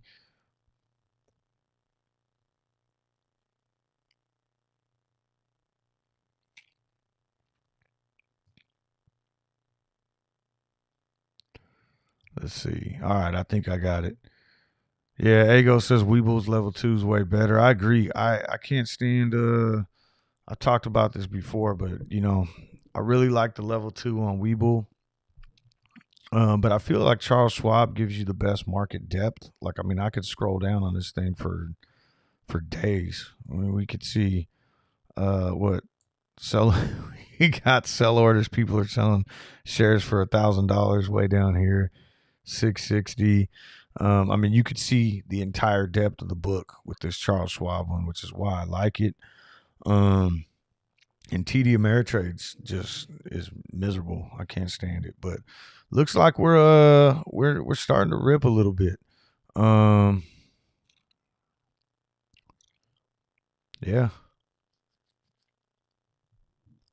Starting to get some movement there. VIH is still climbing. VIH, I think 1250 is that point to where things will get a little crazy.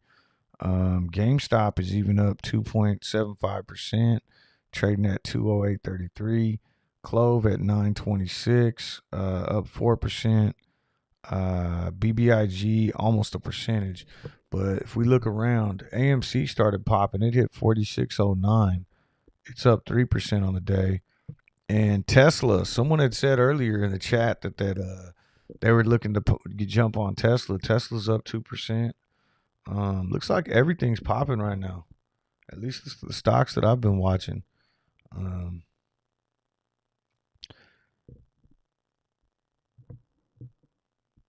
SPRT looks like it's getting a nice big, or not nice, but a big red candle right now. Very similar to BBIG. Those two seem to be kind of tracking together.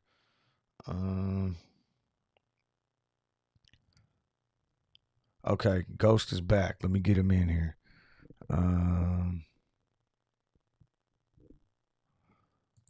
All right. Let's see if I can figure this out. Assign. Guess one. Add left. Ghost, what's up? You there? What's good? What's good? All right, we got it. Sorry, man. I got to remember that, dude. I'm just like, oh, Ghost is here. I answered and threw you up there. I'm not You said 6:45. I was like, all right, I got some time to kill. Let me catch that 15 minutes after the bell opens. It's all good. That's my bad, man. You good. What's up, dude, everybody? We're ripping right now. Yeah, man. I saw there was a quick little pullback to start after the bell hit. Yeah. Hey, people sleeping on HUT. Yeah, I saw you messaged about that. Let me pull that up real quick. Right now, I got a position in BBIG. I just grabbed a little bit more VIH this morning, and then obviously CLOV and GameStop. But but let me pull HUD up and see what's going on there. Mad love in the chat like always, man. Tibbs, Cuckoo Bird, Michael D, Sir Lucky Charm, Scotty Z. I appreciate y'all. What's up, Faith? Happy Tuesday it is. Who's Man, I'm so feeling good. what's the deal with Hut? You know anything about it, or it's just moving Hut today? is this, yeah, they're this mining corporation. You know, Terts McGurts actually put me up on Hut about a week and a half ago now. It's been running ever since he told me about it. What's up, Turks Christina Ridge? Turks is in here today. I saw him in the chat earlier. Is he? Yeah. Brooks Paris, where you at, Turts? Yeah, man, tell us about it in the chat, man, because he's got a lot more knowledge than I do. But it's a mining company for, for the digital realm. So, digital's blowing up right now. It's a great play on digital currency. Digital went nuts. We talked about it on the space with DGen on Friday that, 3-day weekends, that's the time to make moves in the digital realm. You got those people antsy as hell. The market's closed. And man, my portfolio looked chunky over the weekend. So I'm grateful. Yeah. No, I still haven't. I'm not too big in the crypto space yet, but I You'll still get got to there. get. I got to get on there and start listening to those spaces. So anyone who's unfamiliar, um, the Fresh Prince of Wall Street Bet slash Wall Street Bet Degenerate slash Buy the F and Dip. He's got three names, uh, but he needs three names because he's that awesome. But he started these Twitter Spaces, okay. And so the Twitter Spaces, it's like if anyone's unfamiliar with it, it's kind of like a voice call, like a conference call, and you get on there. You could just listen. If you want to speak, you could raise your hand, and then they put you in as a speaker.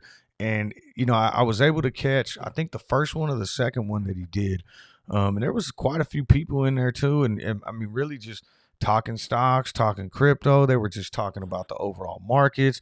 But I was like at work, and so I just had like one earpiece in. I couldn't talk. I was just listening. And then I caught the second half of it right when I got off work. But those things seem I'm a awesome, man, and he's doing it every day, right? Yeah, I'm gonna keep it real, man. It's the best thing. Listen, when the market closes and about a half hour later you get to jump on a call with a lot of people that are interested in the same things you're interested in and doing a market recap of some of the plays that we spoke about the previous day and kind of recapping on how the day kind of played out. And man, some of these people that, look, we can have up to 10 speakers. So we like encourage people to jump on and like feel the need to kind of share with what experience they also had in the day and some kind of moves that they're seeing. And man, I'll be honest, the first one we did was like, wow, this is about to be some serious shit. Like you're really understanding a lot of different state of minds and a lot of different tickers that maybe weren't on your radar. And so I strongly advise if you're trying to learn more and find tickers to kind of follow and understand what's moving what and why, I strongly advise you check that out. Yeah. So, and So in the it's I think way for at, anyone who's at usually a half unfamiliar, hour after close.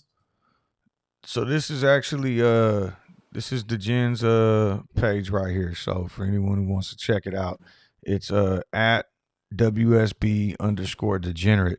Now, if you're following him on Twitter, the way it works is, especially like on your phone, this is the way that it works for me. If they're live doing the Twitter spaces, it'll show up at the top of your Twitter thing. It's just up there and you'll see it and it'll show all the people in there. You just click on there. And like I said, it's like being on a conference call. So it's pretty dope. I was in there, I was listening. I caught two of them, not the whole things though, just because it's I'm at work. But a lot of good information. I forget who the dude was that was speaking when I was talking when I was listening that day. And I remember I hit you up like, man, this dude's knowledgeable. He was in there dropping knowledge. I can't remember who it was though. There was someone was in there speaking that I had never heard of, but I went on and followed him right after that. You know what I mean? But really a lot of knowledgeable people in there. Yeah, I think it's a great place to kind of share some ideas and also hear some intel on certain things. Like it takes a lot to do due diligence on stocks. You can't just half-ass it. So when you put together a lot of great minds and they've already done their specific due diligence, it really does help to kind of get a different standpoint on why they're feeling bullish on something. At the end of the day. I saw a lot of people in here. JJ, man, what's up? Apps is still rolling. Yeah, man, I've been a fan of apps. I know JJ was on one of the streams I brought up apps. You know, they just made it to the mid cap 400 S&P 500. That just means institutions are going to be swallowing them. I think that's still a runner. I'm still bullish on it. Yeah. I know it had a bad day, and I was in, I think, Al Trade's chat when he was YouTubing, and JJ's like, "Yo, you still bullish on apps?" I'm like, "Yeah, man, I'm still bullish." And ever since then, it's been lit up. So Dude, I'm I don't bullish think still. you've made a bad pick on this show yet. I really don't. Like you know, the first time you came on here, you were talking about we were talking about DraftKings. We were both in on DraftKings, and I mean, shit, it's gone up about $11. You know, which is like 20% increase from 50 to 60, 61 ish where it's at. Obviously, we're both in Clove, and we look like geniuses today. But nah, but seriously, you were talking about apps on here. I remember you talking about pen on here. So every time you come on here and start talking about it, I want to know what the new play is. You got Oh, you know anything? what? Blink Blink? charging. That's Okay. my new. That's my new play. I've played it like a flute a few times, but I saw the earnings for CHPT ChargePoint, and I know they usually fall in line. They're kind of like the Mara and the Root of the car charging industry. They're like CHPT and Blink. So I like to play calls on those. So I'm actually doing one of those all-time high calls, the ghost calls that we started calling them, Yeah. on Blink. So if it lowers, I just added a couple more calls last week, and I think last time I checked, it was having a decent day. BLNK. I'm far from the computer when I'm streaming, so I can't really touch base on it too much. But that to me is a long haul call, so to speak. It's not until next year it expires, and I think that'll definitely increase. Yeah. If So it has right, any. I got it up right here right now. So it looks like you can see it kind of found the support somewhere around 25, and it's kind of in this. So you're saying probably like 65, like the 65 call or something like that is what you'd be looking for. Yeah, I did a. You know what? Let me just see. So Ghost was on here. I think it was last week, and he was talking about and So I like the way like you're saying, like go for the all time high, but put yourself 9 months out. Give yourself time. And it's yeah. funny because me and you had never talked about that, but that's pretty much what I was doing with DraftKings. You know what I mean? Like Yeah. I was putting myself, giving myself 9 months for it, but going way out there. And the So shit works. Blink kind of consolidated at one point. So the call options they have, the max was 50. So I put a $50 call, and I have it for March of 2022. So it's got a couple earnings in between. Hopefully, get a run up on one of them. And there's this Walmart deal that I'm hearing a lot of rumors on, and I think that's a different situation. That there's the saying, buy on the rumor, sell on the news. I think this is kind of a little bit of a different buzz. I feel like this is more people are waiting for the news. And if it does occur, I can see one day where it can just pop 10, 15, 20%, and I'll collect the call at that point. You know what I mean? That's the way I kind of maneuver with those. But that's my newest one right now. Although HUT and BBIG are right around the same time frame I started talking about Blink.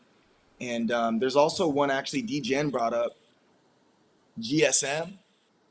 GSM. I kind of touched a little in GSM now. Okay. Every day I post it to Twitter when the market's pre-market. I kind of talk about a couple things that I'm liking and for what reasons, and I just post it. So if y'all have Twitter, man, and you can't catch me on the streams because I don't have my own stream and I'm not streaming every day, and you guys are sincerely interested on some of my plays, please don't be shy.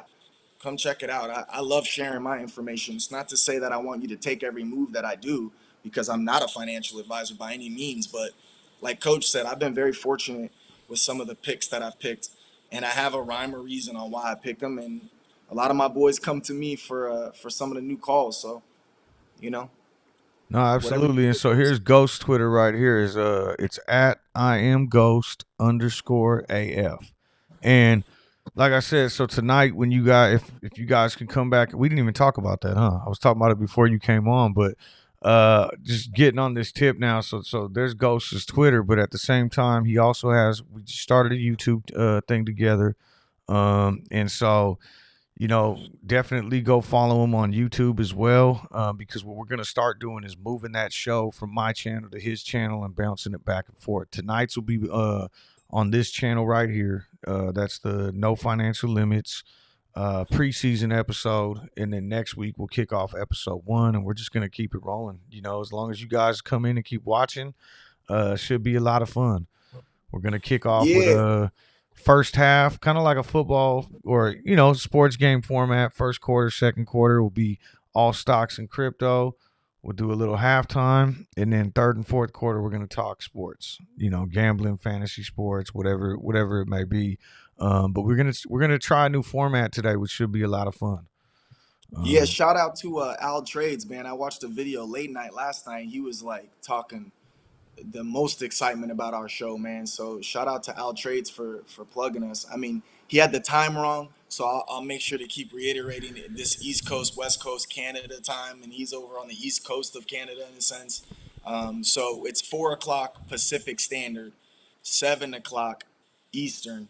That's when we're tipping off, and the kickoff will be about an hour and 15 minutes for the whole show to air. We're all down for suggestions. If there's certain tickers that you guys want us to kind of touch base on, if there's certain movements that you guys are recognizing that you're intrigued about, look, bring it up. Don't hesitate to put it in the chat, man. We're trying to have fun. We want to be engaged with you guys, and we want to give you guys some good content. We're excited, man. We got a couple things in the makings that we've been super hush about, and we'll continue to be hush about. But just know that every single week you should start to see this shit look pretty damn interesting moving forward. Let's just say that. no, absolutely. And that's tonight, and it's gonna be 4 o'clock West Coast, 7 o'clock East Coast. Um, hey, so real quick, BTFD says, I like how Clover's up 6.5%, and you guys are cool as the other side of the pillow watching it launch. Yeah, I mean, I don't know. I think, and I think everybody's kind of in the same like shit. 950. I'll get excited when we get past 12. We start getting past 15. You know what I mean? And I know it's Hey, going there. So it's I'm looking like, at it this way. I tweeted this either last night or something. I said, man, tranquility, having tranquility is very difficult when there's volatility. But if you have conviction, it's very easy to feel tranquil. Yeah, I feel cooler than the other side of the pillow because nothing really that could happen today or tomorrow is gonna, alter my course. I have some calls that I'll definitely sell, probably purchase more shares with, but I got a lot of shares and I'm just hanging on for the ride. I'll be honest with you, I'm excited. I'm not really so much excited for the short squeeze as much as I'd like to see one. I'm here for the long haul, so I'm just excited to see this thing take off. I think there's going to be a lot of volatility. I know a lot of people were bag holding, unfortunately, so I'm a little concerned that they might, get excited at a quick pop that they'll get rid of something when it passes their median. I just hope that they have enough conviction to understand what they hold, and I hope that they make a decision that they feel comfortable with because we all have different thresholds. We all have different, exit strategies and this, that, and the other. For me personally, when you invest money that you feel will grow and you have conviction in what you're putting it in and you're not biting off more than you could chew, having tranquility is extremely easy. So just be smart with your money, man. I'm not trying to give advice, but just never bite off more than you could chew because this up and down and this volatility that you experience when it's not your rent money or your mortgage money on the line, trust me, it makes it a lot easier to hold through the effort. It really does. absolutely. Hey, I'm gonna leave for 1 second. I'm gonna go. My kids are about to go to school. I didn't want to cut I you off, got you. I'll hold it down. but let me see. I'm gonna try to. How do I get it to where it's just you? We're about to break 200 in here, man. That's exciting. Yep. All right. I'll be right back. I'm not even. I'm just gonna You're leave my fine. screen up here blank. I'll You're mute it fine. though. All right. I'll address some of these comments in here, man. Sometimes I'll be yapping and I miss some of them. I see Zeke Bro, Bleaks in the it's house. hard to keep up with right now. It is. I see Zeke Bleaks in the house. Someone posted we broke 957. Pat M saying he's jacked. as you should be. Go, what's good, bro? Faith, you said well said. Thank you. Appreciate that. Listen, I've been in this industry for a long time. I look at a lot of different factors. I have said it once, I'll say it again. I have never had this much conviction about one stock in particular. This was like the Tesla and the DraftKings vibes for me. And speaking of Tesla, if you go back to Coach's first stream that I ever came on, I brought it up. I brought the comparisons up. I explained it very simple. When Tesla had two assembly lines and it was an upgrade, $10,000 for cameras, that was an upgrade you would pay. A lot of people didn't feel the need to purchase this upgrade for the cameras. And Elon, there's a video about it where he felt like, you know what? I'll save a lot of money and time if I have one assembly line. And if I pop cameras on every single one of my cars, not only am I having my AI straight up scan the entire world that my cars drive on and accumulate as much miles as I possibly can with these cameras, it's going to help the AI get smarter. It's going to help driving autonomously that much quicker. And I explained this about why, CLOV reminded me so much of Tesla for medical. I mean, you have the same situation. You got this software that Value H and these companies, these physicians that they're syncing up with, they're putting themselves in a really good position to get as much data as possible. This new one with the cancer research, Thyme, man, a lot of people don't understand the significance. And I understand that Clover's very hush hush. Look, we can complain about their PR all we want. I wouldn't suggest complaining about their PR. I really wouldn't. Listen, I'd rather them be zip shut on every move they're making. These patents they haven't brought up yet, I don't want them talking about it because you're giving your competition an edge. Let things manifest, let things unfold, and keep showing us the numbers. That's what I want to see. So that's my take on it. Breaking 960, 25K wall, says Joseph Richards. Catch everyone on the flip side. Back to work I go. Turts McGurts, man, I'm mad I missed you in here. I wanted to holler at you about Hut, man. You're going to have to give me some information offline, and next time I stream, maybe tonight I'll talk about it on the NFL. But Hut seems to just keep pushing up, man. So good call on that, by the way. We look good right now. What's up, Coach? I was quick. Would you give him a hug and kiss? Yeah. Just well, I ran by a second ago because my wife was looking for a phone charger too, so I stole it this morning. So I went and grabbed that, gave it back. But yeah, 200 live. I haven't seen 200 live in a stream in a while, man. This is awesome. This is good growth right here. nice. Hopefully, we get everybody to come join us later on this evening too. Anybody who's here, come check us out. Me and Ghost are going to be doing this tonight for the preseason show, and then every Monday night moving forward, leading up to Monday Night Football. Should be a lot of fun. And I think the cool thing about that too is that we're going to be obviously me and you are both in Clove, right? And a lot of people on this channel are in Clove. And nothing against Clove, but we're going to be talking about other plays, and that's what I think is going to be cool is talking about other plays that we're getting into, other stuff that we're looking at, just kind of the entire market and sports, which I think is going to be fun too, And crypto, I'm excited about because I'm always looking to learn, and I'm hoping to learn a lot from you about that stuff because, I don't know much about the crypto world right now, so. Man, I'll be honest with you, Coach. It's all about diversification, not just on stocks, but in just the finance world. I mean, digital currency, when it's bullish, it's very difficult to go wrong. You know what I mean? There's some that have a rhyme or reason on why I like them personally, but the more and more I do research on crypto, the more and more I just get conviction in the long haul. Like I can't imagine, Ethereum not becoming a $10,000 coin. I mean, if it becomes a green technology, which Ethereum 2.0, when they start staking it, there's a lot of institutions that have to invest in a green technology. Why not Ethereum if it becomes a stake model, the proof of stake model, where it becomes green technology?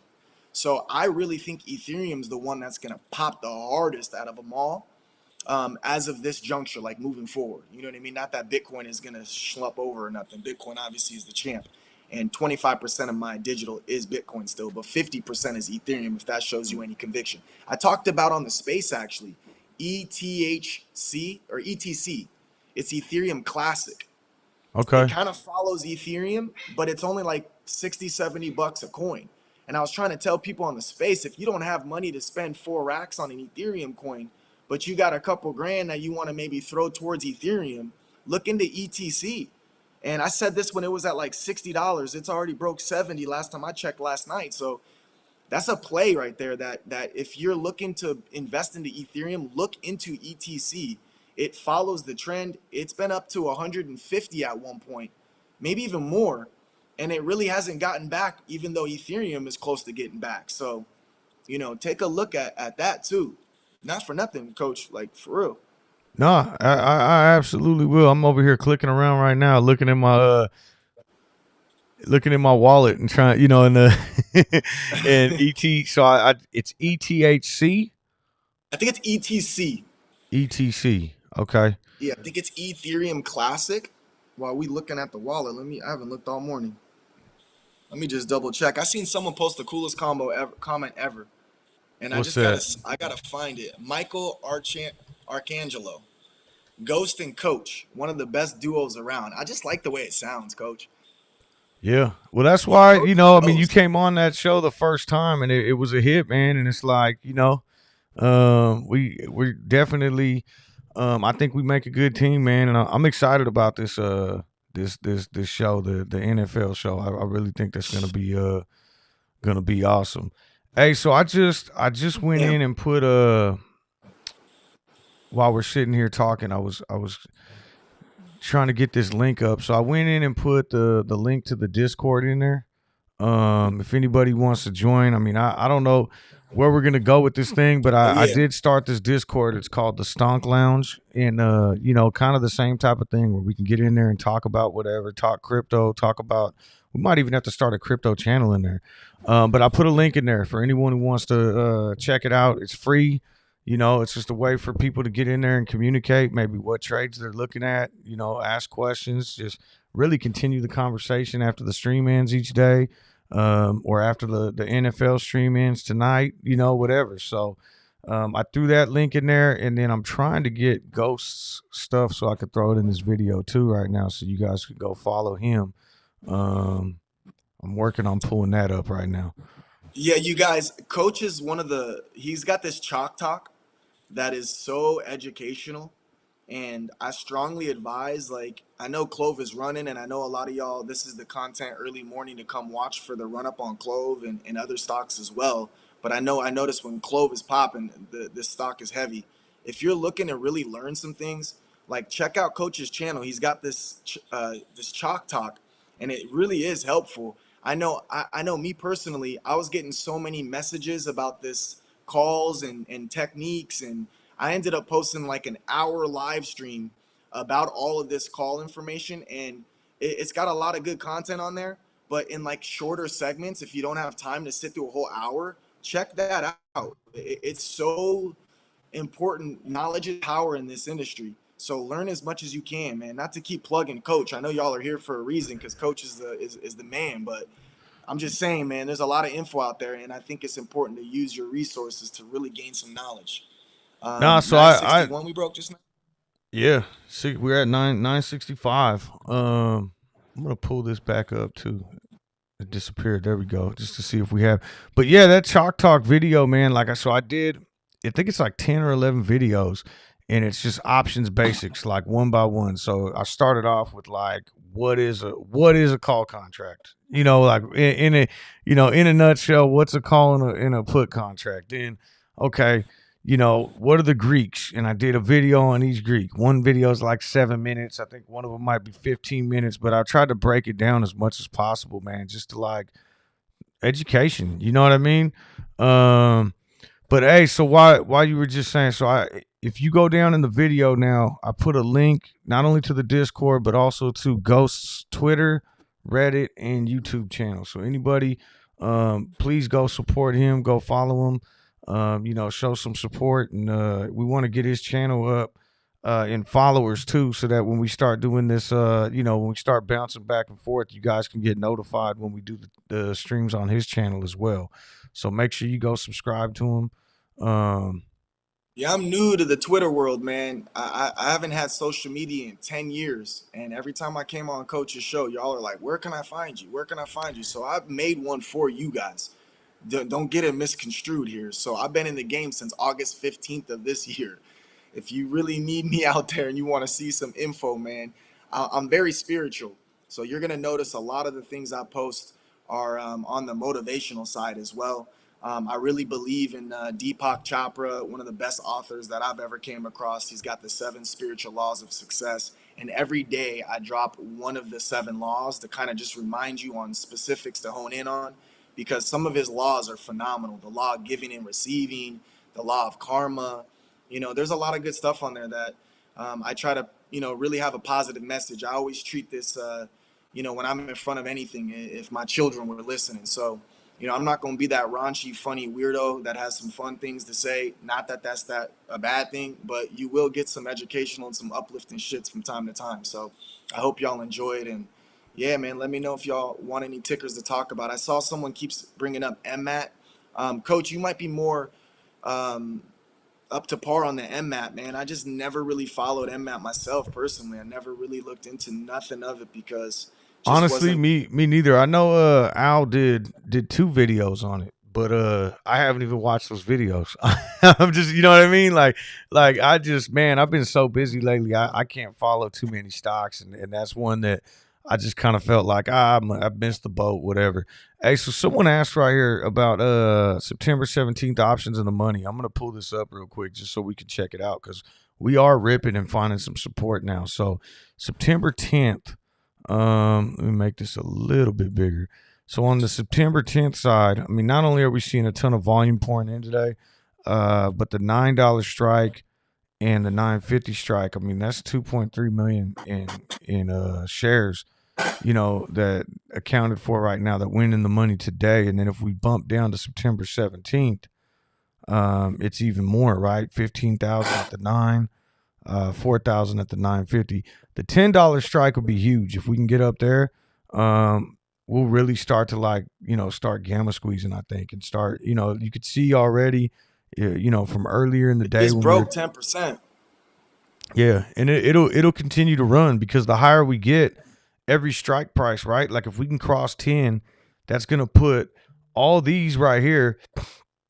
That's 6,000 calls that still 13% aren't hedged. 2,000 calls that only 21% aren't hedged. 15,000 calls that 31% aren't hedged. So the higher we go, that hedging keeps happening, and that keeps driving us up, right? So I would imagine once we get to 10, some of these other ones will go to 100, and it's just going to keep pushing it up. And I'm just looking at the September 17th.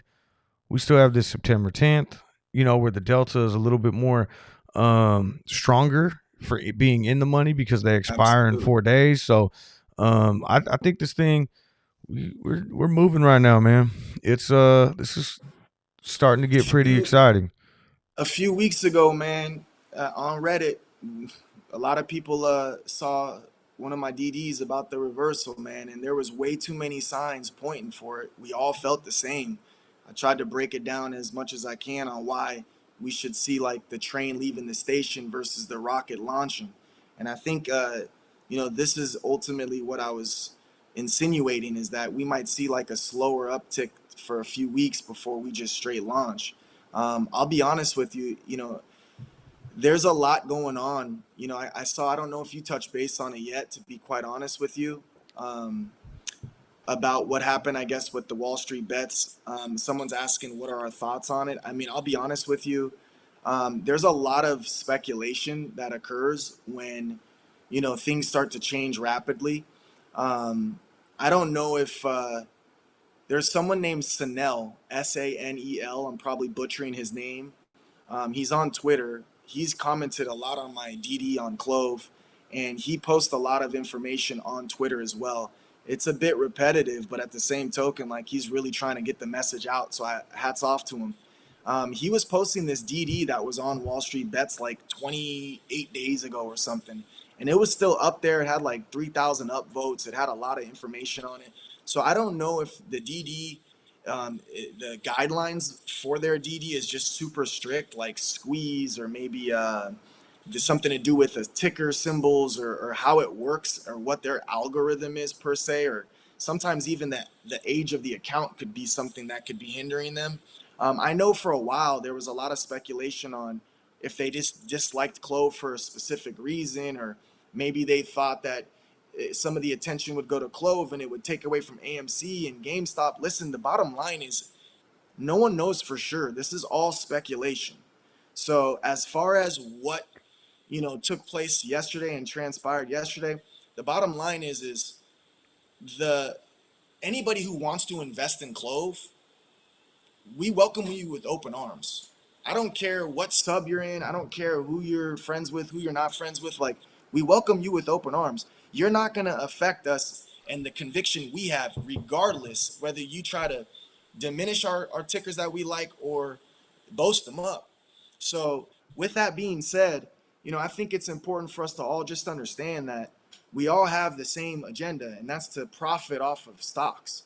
So I think we should all, really be on the same page with every subreddit out there, with everyone in general out there, that it's all love between this community. We will never ever be mad at you if you sold a share, if you bought thousands of shares. We don't care. We know what we're holding. We welcome everyone with open arms, and I hope that message is loud and clear with every single community. Clove is a family of people that will welcome you with open arms. Yeah. No, I agree with you too. And I kind of touched on it. I don't know if you were listening earlier, but basically what I said was, I've been on Wall Street Bets for a while now. I'd say, probably 2-3 years, just lurking and stuff. And they change their rules a lot. And that's what it is, and a lot of times when you post DD, you got to put your positions with it, or you got to have. Now there is times where like even with GameStop, and I keep saying this, but it's like,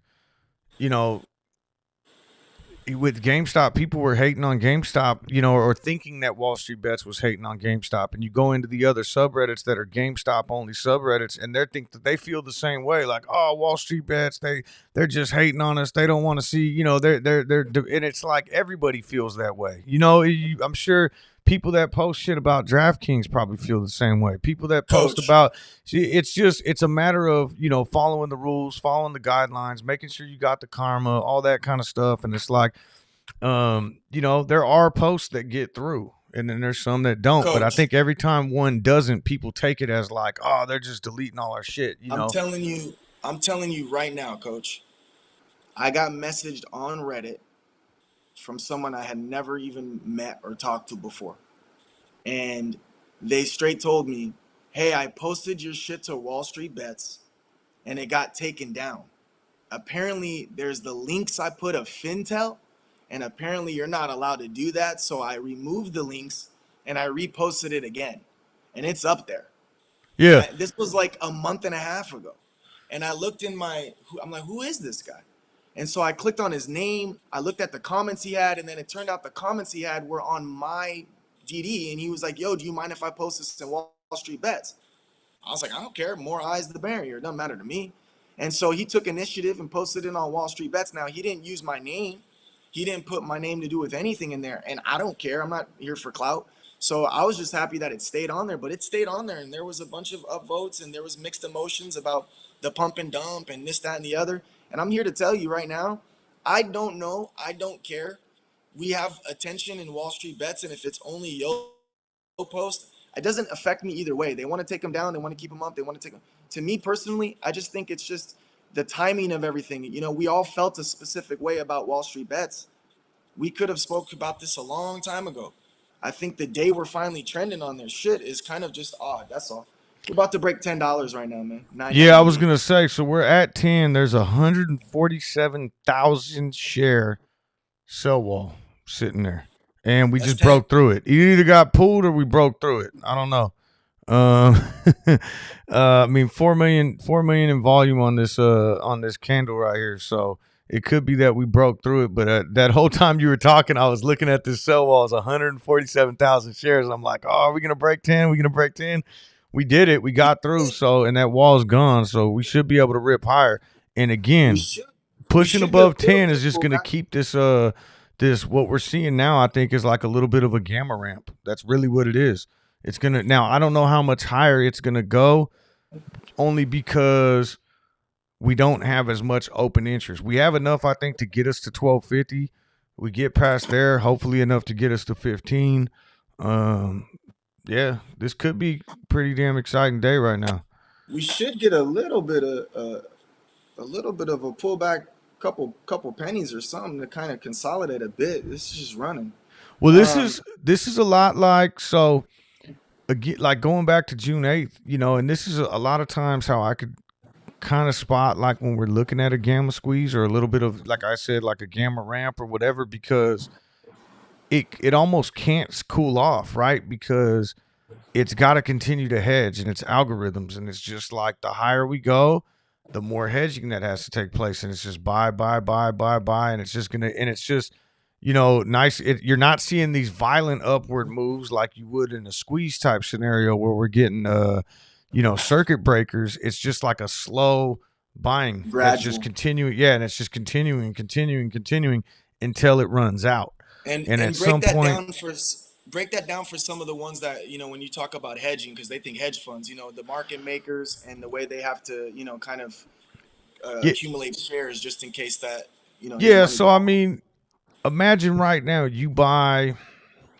I'm selling you a call. I'm the market maker. You're buying from me. Let's say the $11 call for this Friday, right? So that call right there, I'm selling it to you for 40. You're giving me $45, okay? And at the same time, the delta on it is 35. It's the $11 strike. So that means essentially my algorithm's going to buy me 35 shares. Well, I'm buying 35 shares for 992 right now, right? So now I have 35 shares at 992. By Friday, we need this. I may have to give you 100 shares at $11, right? So I just need to make sure that by Friday, if the price gets above 11, I have 100 shares in my possession, and I just want to make sure that my cost of those 100 shares is less than 11, so that I can profit off it. I'm going to sell them to you for $11. So even if my cost per share is $10.98, I still make out. I still win, right? And so that's essentially what's happening is when you buy that contract, they're going to go into the market and immediately buy those 35 shares. And now as the price goes up, the delta is going to go up, and their algorithms are going to, when delta goes up to 36, they're buying one more share. Delta goes up to 37, they're buying one more share, and it just continues to go. But when you have this many calls in the money, now that you see how that works, every single time we move up, these algorithms are buying for thousands and thousands and thousands of shares or millions of shares, and it's just pushing the price higher. And every time it pushes higher, it gets past another strike price, which increases the delta, and it just keeps rolling. Um, Domino effect. yeah, it's really is, but it also has the same reverse effect too, right? So, um, you get up to a certain level, and if it runs out of steam, and then it'll start to come back down, and it can unwind just as fast. But Exactly. so we want to hold these strike prices. Like right now, we didn't really get above 10. We touched above it. Now we're still in between 950 10. This is what I was saying. Usually we'll on a run up like this, we'll get a little bit of a consolidation for a good 5, 10, 15 minutes. And normally we pop right back out of this now. I'm curious to see right now from the 980 range if we can hit 10 and a quarter. And that's gonna show me some real strength because Yeah, RSI was at 89 at the peak right there. Um, we're back down to 77. Probably maybe we dip back down and touch 70. Get out of that overbought range before we start running again. yep.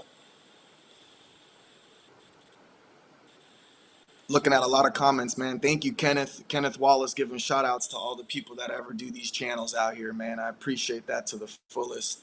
Man, a lot of hard work goes into these channels, man, that these individuals pave the way for a lot of us. So, hats off to all of the individuals that started, you know, streaming and trying to bring you guys content live. It's been a hell of a ride. It is so fun. And I'm just excited to see, what the future holds at this point, because this is all just the beginning, the tip of the iceberg. Really is just the tip of the iceberg. Hell yeah. What else? So I know we were talking earlier about BBIG, just while Clove's kind of cooling off right now. BBIG looks like not nothing much, down 2%. VIH is up 6. Just because we got, that was pretty exciting on Clove. I'm just looking around at some of these other ones right now just to see what's going on. But Huh? Clove seems to be leading the pack today, which is exciting. I mean, AMC shot up to 47.82, and it's cooling down right now too, back at 47. Kind of the same type of price action there. So it looks like maybe we're kind of tracking with them a little bit.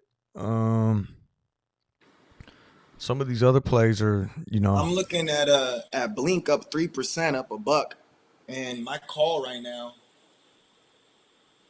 Sorry, I gotta poke in and out of stream, man. I gotta maybe slide this over next stream. But my call's up 10% today alone. So I like that one, man. Um, don't sleep on Blink, man. They've been making you know what's funny? DraftKings last year, it was like every time they would make an announcement and their stock would get a nice 5 to 10% pop and then kind of consolidate until the next announcement. And it just seemed like every time their stock would start to reduce, they would release an announcement, pick that shit right back up. And it was funny because I had Blink back then as well. And I was just watching every time Blink started to kind of consolidate, bam, they'd get a nice pop, a nice acquire, maybe a new fast food chain. I mean, it just kept going. So Blink is one of those interesting companies. If you do your due diligence and research, they've been making moves state to state for about 8 months now straight. I'm yeah, I'm not. definitely excited for that one. I like how you're saying it's kind of like it's like really in that lower range right now too, because that's where I like to kind of find these like my next play. It's like, okay, as long as, I mean, you got to look at the company too and see like why did it fall, right? Because sometimes it's some bad news, but sometimes it's just sector rotations, whatever. All of a sudden, the company, like DraftKings, nothing really. I mean, they got hit with that Hindenburg report, but it's like that's what it drew me to DraftKings. It's like, well, shit, nothing really bad happened to this company, and all of a sudden they've just been releasing good news and everything else, and it's like, to me, there's no reason why it's not going to blow past all time highs, and that and we're seeing that right now, that one's going up. So I mean, if Blink, I'm gonna look into that a little bit more. When we sign off today, man, and try There's to. Yeah, there's simple logic too. Like a lot of people, and I've heard a lot of people even kind of like frown upon where it's like, every stock hits its all-time high, and it's like, well, no, not every stock. Obviously, there's stocks that won't ever touch their all-time high again. But with these all-time high calls that I do, coach, you know how it is. We're not even necessarily expecting them to hit the all-time high. We're expecting them to get a nice pop in a few days time span, or maybe even a month or 2 months if it takes that long for it to make sense to have more money than we invested in, per call. So Hell yeah. it's not necessarily we need them to hit the all-time high or anything crazy, but that's usually kind of like what I gauge, right? It's like it's down from 75 DraftKings to 40. Like, why? Like you said, just a Hindenburg hit piece, and Yep. not too much we can go off of with that. So And then and yeah, then same thing. So then when WTRH. WTRH. WTRH is like kind of like a longer play for me. I'm doing a momentum trade on it. Um, they basically do like the kiosks for like fast food restaurants and things like that. I think it's like a very, very risky play because of COVID and what could potentially be locked down all over again. But it looks like they're making some good strides to becoming more bulletproof to a shutdown per se with some of the deals they're making. So that's one that I dabbled in a little bit. I'm curious to see where it goes, but it's a WTRH, Whiskey Tango Robert and Henry. Yeah. So it W looks like it hit a low of 104. August 13th. Yeah. It's trading at 126 right now. Oh shit! I just yeah. Write that one down too. But yeah, I'm always looking, especially when you start, when something does hit and we get like able to maybe pull some funds out with this VIH or BBIG or shit, even CLOV for that matter. If take some profit somewhere and then look to roll it into something new. Let's see Ghost here. is fucking Coach B. We only started going down when you are talking about. Go back to talking about tonight's stream. Co-creator. He's always Ghost. so slick with it. Co-creator, you know what it is. NFL is tonight, 4 o'clock Pacific Standard Time. We are amped. Preseason. Week 1 coming the following week. Mondays, every Mondays, guys. This is the only Tuesday stream we're doing, man. Do not forget, 4 o'clock p.m. Pacific Standard. Yeah.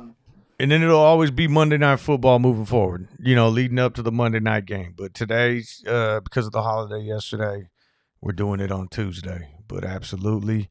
Let's see. Anyone else having issues with TD and loading positions? I'm not right now. At least I don't think so. My everything looks good on my end. But yeah, I'm excited about tonight. I think that's gonna be fun. Kind of a new little look too. We're messing with some stuff, and so it's gonna be exciting. Please come check it out if you guys are free, and if not, always watch the replay. But it's always fun to have people in there live. You know what I mean? Because it just It kind of is. adds to the whole intensity and everything else. So while we're talking, we did finally get down out of that oversold on the RSI, and it looks like we're bouncing back up, maybe ready to make another run. So This is it right here. That's what I was looking for. I was looking for a little bit of a. Sometimes they move too quick, too high, and it's sometimes not a good thing. so I Mike like the way that bounced. Mike Arcangelo says, fellas, any game plan for $10 and $13 calls expiring this week? For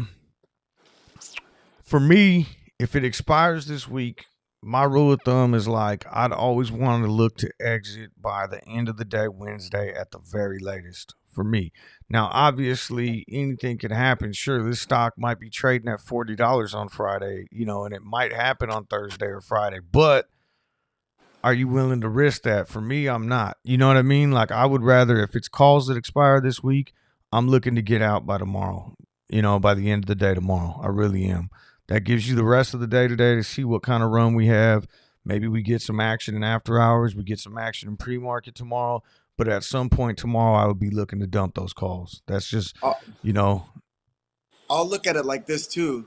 It depends on when you bought them, right? Like if I bought a call last week that expires this week, like a super quick flip, and it's green, that's usually when I'm taking them off. But if I bought it a long, long, long time ago, and I've kind of already been okay with the L I'm taking on the premiums because of the manipulation that we witnessed, then that might be one I might run a little later too. But I think it all depends on your intent, right? Like for me, live to fight another day is like extremely important when you're building stacks off of calls. Like I've taken some of my friends that are like, yo, I got like 5 grand. What can you do with me? And I'm like, I can't do nothing with you, but I'll show you what I'm doing. And I've taken some of these people to 25 grand, to 50 grand, depending on how long they've sat there with me doing it. And so, it's all about kind of, you know, bigger moves. So I like the Wednesday rule. For me, there's like an earnings call that I do. I do the day before earnings is released. So that's kind of the same concept for me.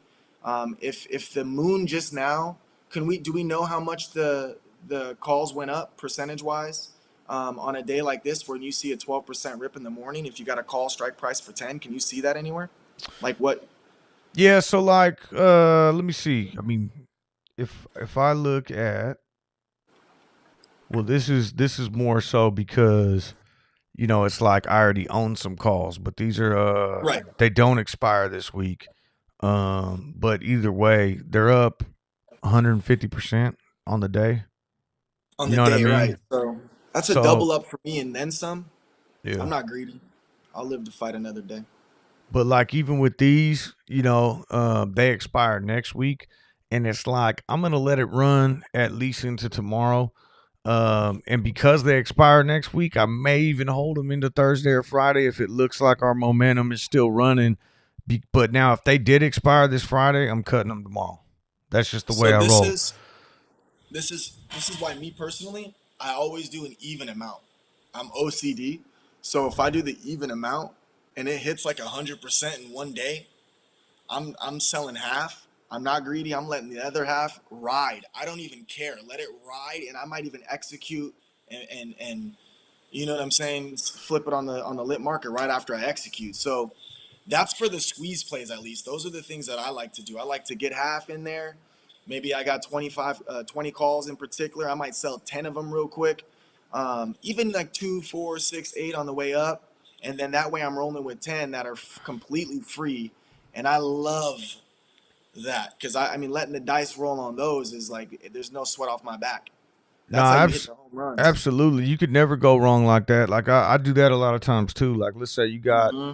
you know, 10 calls and you could sell 4 of them and that makes up everything you've put in and now you got 6 to just keep rolling. You know what I mean? Um, That's my so I favorite. mean that's something that you could do too, but just make sure you protect yourself, right? So like Mike just said he's up 185% just today on the 10. So it's like if you could sell, I don't know how many you have, but if you could sell a small amount of them and that Hey, covers coach, everything that you put give in. me give me 2 seconds, okay? Yep. So yeah, if you could sell it and you can cover everything that you put in, why not, right? Like sell if let's say you had 10 calls, you sell 4 of them and that covers everything. And now you're basically gambling for free, right? And so now the other 6 calls, now who cares? Yeah, let it run. Let's see what happens and maybe you'll make some money, or if anything, if they go end up expiring worthless, you didn't lose any money. And that's one way that I'll do it sometimes too. But I definitely if you didn't have like multiple calls and that sort of thing, I always look to exit, for sure by Wednesday, the week of expiration. Most times I'm not even playing stuff on the week of expiration unless it's something like this, like a lotto ticket style play or something. But I know we talked about this on our last stream me and Ghost did together, but it's like a lot of times when I'm buying calls, I'm going 3 to 6 months out and I'm looking to exit well before, like a month, 2 months before we get to expiration. But it depends, right? Like right now, I got short term calls too that I bought a couple weeks ago for the 17th, because I thought not the week of 9/9 this week was going to be big, and so I bought a bunch of calls for 9/17. So I'm going to be looking to exit those this Friday probably. Um, Co-creator said, "It looks like Coach is interviewing a ghost. That's awesome." Uh, yeah, guys, Ghost is here with us right now. You just can't see him. So it looks like we're ready to climb up and try to test this 10 again, right? Like, Ghost had just mentioned that. Like, we climbed up, we got above 10, but if you look at the RSI, it's way up there. It hit 90. We came down, we cooled off. Now it looks like maybe we're ready to go on another little run. I think if we can get past 10 on this next run and then hold 10 as a new support, it's just gonna keep propelling us up higher, and we'll continue to see that delta hedging. Calls are continuing to be bought right now. Matter of fact, I'm gonna go take a look at TRADYTICS right now and see what kind of options flow we got coming in this morning.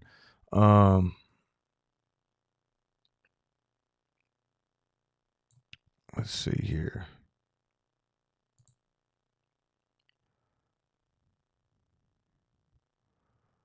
All right, so bullish flow today. I assume that would be the case, and yeah, ton of options getting bought up this today. This is orders that have came in.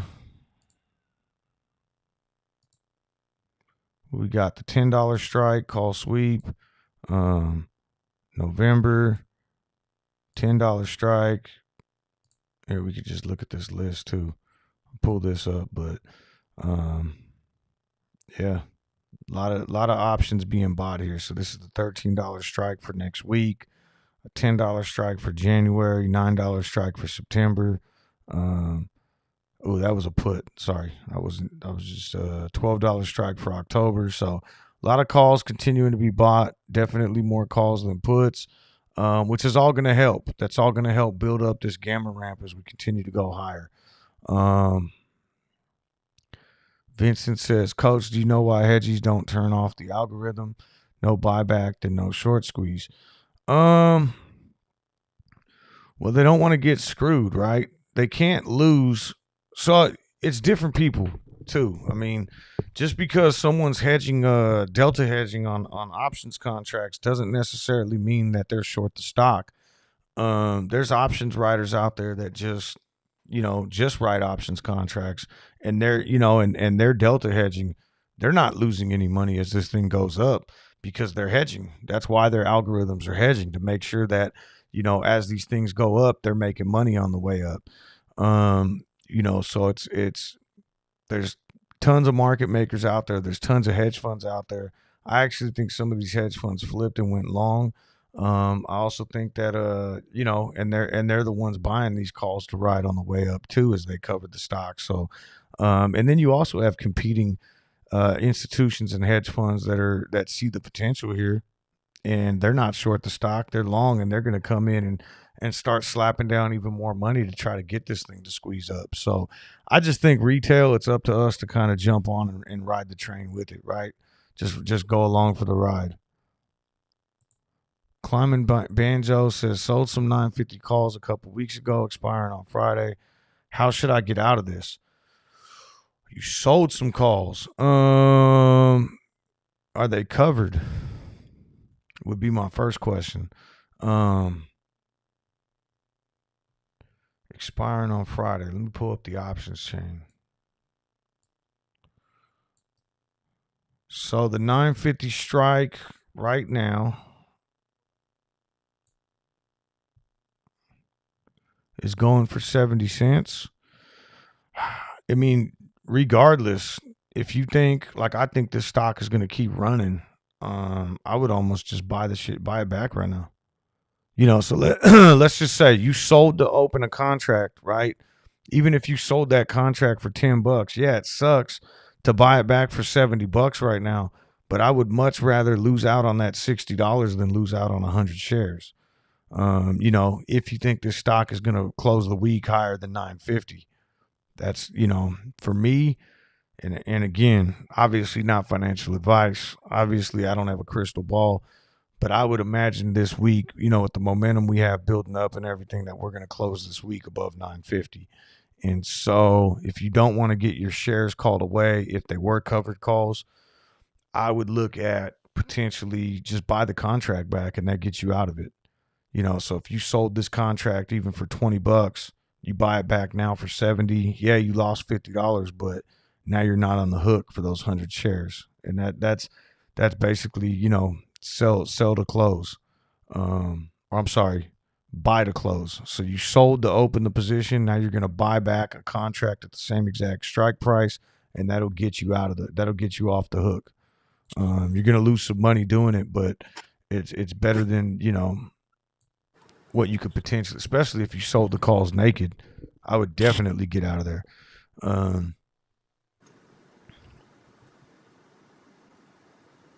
Mikey B, what's up? Mikey B raps. Looks like Ghost just joined us back here. I'm back. My bad. My turn to say bye to the kids. Okay, Climbing Banjo says, unfortunately not covered. Make matters worse, they're locked in margin until tomorrow. Yeah, I would I mean, the only thing I could say there is, and I've never sold naked calls, so I'm not, but I know that any way to change or close out a contract is basically buy the other side of it, right? So if you sold the $10 strike for September 10th, if you go buy the $10 strike for September 10th, you're off the hook. You're done. That contract's, now the liability is somewhere else. So, that would be what I would look to do probably is just get out of it, take it as a loss, and you know, um, at least that's what I would be looking at right now. I miss anything? Nah, not really. We were just talking about some call contracts that got sold and maybe how to get out of that position now. Sounds like they were naked calls too, so I would definitely not want to be riding. And I never do naked, like in terms of like selling a call contract. If I'm going to do it, I always make sure that I have the shares because you never know what can happen, man. And I don't want to be I'd like to have the 100 shares and I'm just selling my calls covered. Now with puts, on the other hand, I've sold puts before without, and I mean, because with that, it's like, that's more of a bullish play though, right? So if you sell Yeah. puts, if the stock drops, I like the stock anyway. So now I'm going to buy it. So it looks like Ego just pointed out too, looking to bounce off the moving average. Absolutely. Yes.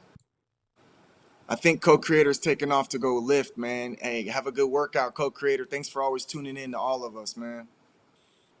Absolutely. Let's see here. This is exactly what you want to see after a straight streak like that, man. You want to see nice little back and forths to coil up before that spring action takes right into effect yet again. Yep. All right. So let me see here.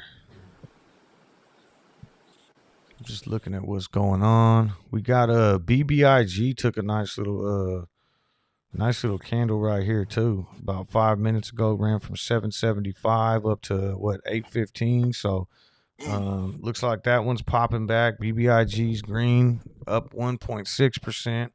VIH up almost 4%. I think that's AMC up 7, but CLOV is the big winner today. It feels nice too, because it feels like normally, like there was that day a couple weeks ago when I think GameStop and AMC went up 30% and we went up 10 or something, and it was like, even though 10% is good, it's like, man, when are we gonna get our 30% day? So. Especially when 30% on those tickers is a lot of dollars. Yeah. 10% on Clover at the time was like 80 cents. You're like, man, help us out. All right, Yeah, man. co-creator. I'll see you later, man. I see he's taking off right now. Thank You hear you blah for always blah. supporting, man. Co-creators always trying to get the new subscribers too. So anyone who's interested too, I do have a membership for the channel. It's only $4.99. It's I usually don't pump it up that much, but co-creator always reminds me. So anyone it gives you the the emojis and the badge and all that cool stuff, and I'm gonna start releasing some other cool features for subscribers and just a way to support the channel. Always appreciated. Hey, blah blah. He's got a question. He's so funny, by the way. He said, "Am I retarded? I am." But Max Payne 850. I think it is as of now, but obviously that could change, no? Where are we at Yeah. with that? So Max Payne right now is $8.50. At least it was when I checked this morning, and that won't change today until we see the new open interest get revealed tomorrow, right? So we could see when we look at the options chain throughout the day, we could see that. Let me pull this up. We could see like all this volume come pouring in. Like 35,000 contracts have been traded at the $10 strike for this week. We don't know if that's 35,000 buys or if that's 17,000 buys and then those same people already sold them and that's not new contracts. Now, tomorrow, all this volume will get converted into open interest, which is what determines Max Payne. And yeah, Max Payne is 850. We closed above Max Payne 2 weeks in a row. Looks like we're going on our third week right now. I mean, I would imagine if we're able to hold above 850 this week. But yeah, so it's one of those things where it matters until it doesn't, right? Now, I've been saying that for God, it feels like 3 months now. It has been 3 months, but it's like that everyone's like, oh, Max Payne, they're just gonna pin us to Max Payne. They're just gonna pin us to Max Payne, and they are, but at the same time, it's like they until they can't anymore, right? And they lost that control 2 weeks ago. They weren't able to pin us there last week, and now we're really starting to break out. To That's what me, I'm seeing. holding these strike prices is what's going to be significant now, right? So, shit, we got above the 9 today. We got above the 950. Even if we just held the 950, I know everybody wants to see the wild run, and shit, I do too. I want to see us get up to $17 today. But even if we didn't, if we could just hold above 950, that would be huge. If we could, Oh, then if dude. we get above 10 and hold above 10, holding those strike prices is going to be ridiculous, because that's where we're getting those calls expiring in the money, and that's going to be a big difference. Tar Heels in the I house. What's agree. up? What's up? What's happening? I think I saw Chef Daddy already. Yeah, but Chef Yeah, I was Daddy, just what's say up? What's Chef going Daddy. on? Chef Daddy's been in here for a while. Uh, Alfredo says we'll bounce back from 9.5x. Yeah, so somewhere in there. So he's expecting us to kind of get a bounce. We did just lose VWAP. Um, we'll have to see how that goes. But I'm expecting us to kind of bounce off of something here. This Um, is honestly, this is what I love to see because if you follow Clove enough, you see that there's just this beat up normally, and you just see this stairway up and up and up and up. And so, following it long enough, not to get into TA, that is not my specialty, but just from simple trends that I've witnessed, when we have days that we start getting butchered right off the gates, we usually kind of stairway up. So if we can see a nice little stairway up after a flood out the gates, we could really get to that $10 range, and like Coach is saying, stay above the 10.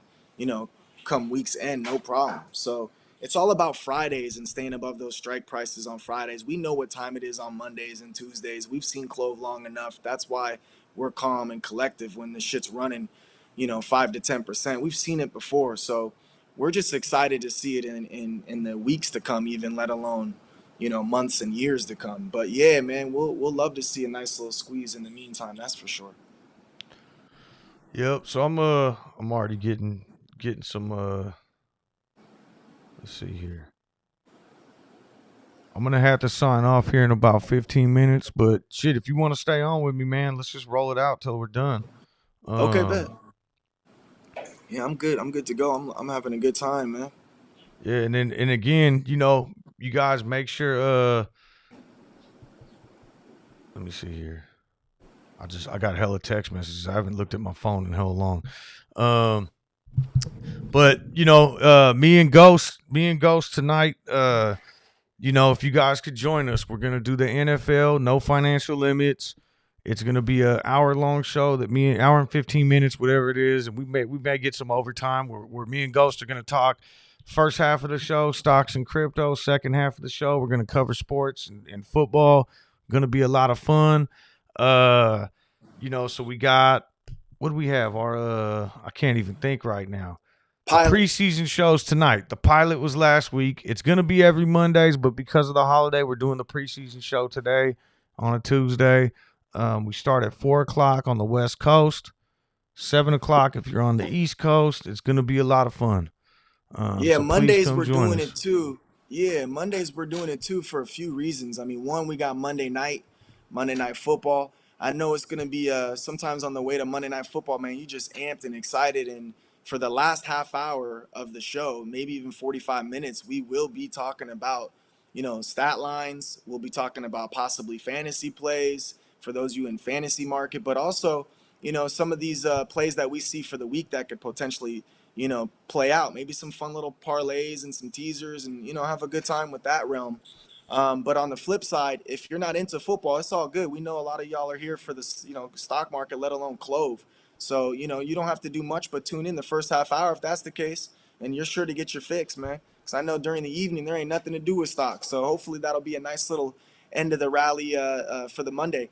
One thing I want to say is we're also doing it on a Monday because we're gonna have some plays that we like that we're gonna probably pan out over the week.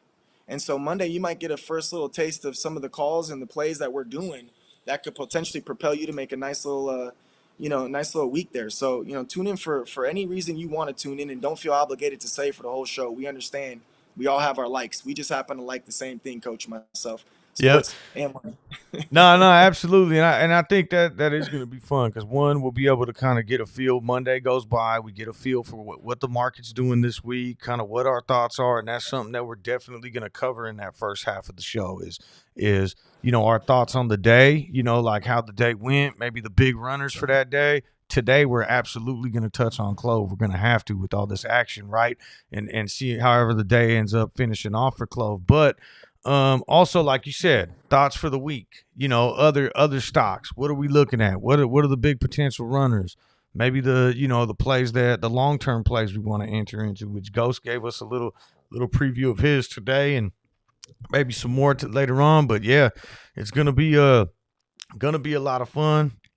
We might even have to just throw in a little college football because I see Christina likes talking about Razorback versus Longhorn rematch coming this weekend. Yeah, there's so much.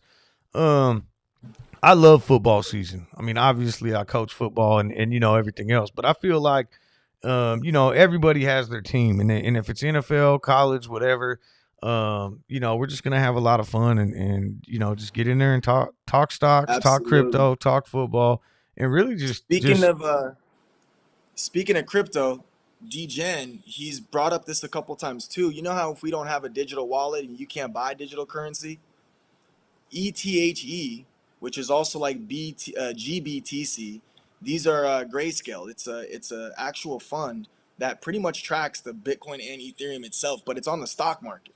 So he's apparently stating there's some dips right now on ETHE.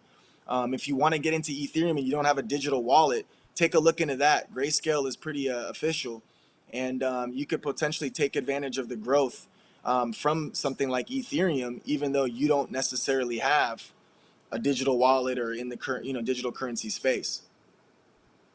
Yep. Absolutely, bro. I really need to catch up on crypto. I know we talked about it, but like I got all I got is XRP right now, and then that SafeMoon and it's like I know XRP I feel a lot safer with, you know what I mean? But SafeMoon's kind of like I feel like a lotto ticket type thing, like just grab it and let it eat some zeros. But other than that, bro, I don't Yeah, even got time to look into any of that stuff, man. I just got to trust other people's word on it. Um, yeah. SafeMoon seems risky, but at the same time, they really do have a good philosophy, man. The fact that they you sell and you're getting back less than what you bought coin wise, and that gets distributed to all the rest of the people invested in SafeMoon. I could see that thing organically growing over time because of that, especially if you got a lot of them. I mean, it's such a fraction of a penny at this point that you can accumulate a lot of coins. And hey, man, that might be a gimmick. It might work. It might fall flat, but I think it's fun. That's a fun risk versus reward play for me. Big Nate says hold SafeMoon for years. I see it. That's what I see. All right, guys. Well, hey, before we sign off, I know. I think Go ahead. no, I think Al Trades is streaming right after us. So I mean, if y'all want to hear Gold get streamed at some point or another, my boy's entertaining as hell. I think he's jumping on. If he's not already on, because I know we did a later stream than we planned on. That's for sure. I think you said to 7:15 you was gonna have me on. So Yeah. Nah, so I'm looking right now. It looks like Al is streaming right now, and I know Tar Heel is he's not going right now, but I know he's planning on getting on later too. And yeah. But Al, I want to get on there and watch. I never get to listen, man. Ever since I started work, I don't get to watch anyone stream. I just go in the chats. You know what I mean? And kind of mess around in the chat. So I want to I hear get that dude. lucky. I might jump on there as soon as we hop off and just tell him to go. I just want to hear it. Yeah, man. I get lucky because I can put it up in the background, man. But you're in the classroom, so you're losing sound. YouTube videos are very hard with no sound. Straight up. So look, Thanks for so having me on as always, Coach. Man, I'm excited for the night. 4 o'clock Pacific Standard. Do not forget. And yeah, if Al's the only one on, man, do not jump on his before he screams goal and you miss it, man. all Sure to right. Well, have I some know. fun, I man. mean, I'm sure Tar Heel's getting on here any minute as well. But I'm gonna go jump right on the Owls and get that action real quick. Absolutely. All right, hey everybody, thank you for joining us. And again, make sure and join me and Ghost tonight. We'll be going tonight. It's gonna be a lot of fun. Make sure you jump on Degenerate's Twitter space tonight. He's starting back up tonight, right? So that's gonna be Yeah, on Twitter, and everybody will be on there. Support everybody else in the Clove family. There's gonna be people streaming today, and it's gonna be a lot of fun, man. I think we've been sitting here for so long. 3 months, it seems like 3 years, but 3 months, seeing this thing trade sideways, and it really does feel like this is it. We're starting to get that push. It's gonna be fun. Just support everybody, and hope to see you guys tomorrow, and also hope to see you guys tonight. Me and Ghost on the No Financial Limits. let's run it. Thank you, Coach. Again, I appreciate you. I'll see you later on Al's and everyone else's streams, man. Take care, everybody. Thank you so much, Faith, Matt, Chef Daddy, the Norms, man, the Regs that come in. We really do appreciate it, man. Y'all make it fun for us to continue doing this kind of shit. So thank you very, very much. I'll see you soon, guys. All right. Ego called it going green while Coach is signing off. I forgot that's the thing. So we're definitely gonna go break $10 now that I'm signing off. All right, guys. Thank you. Have a good day.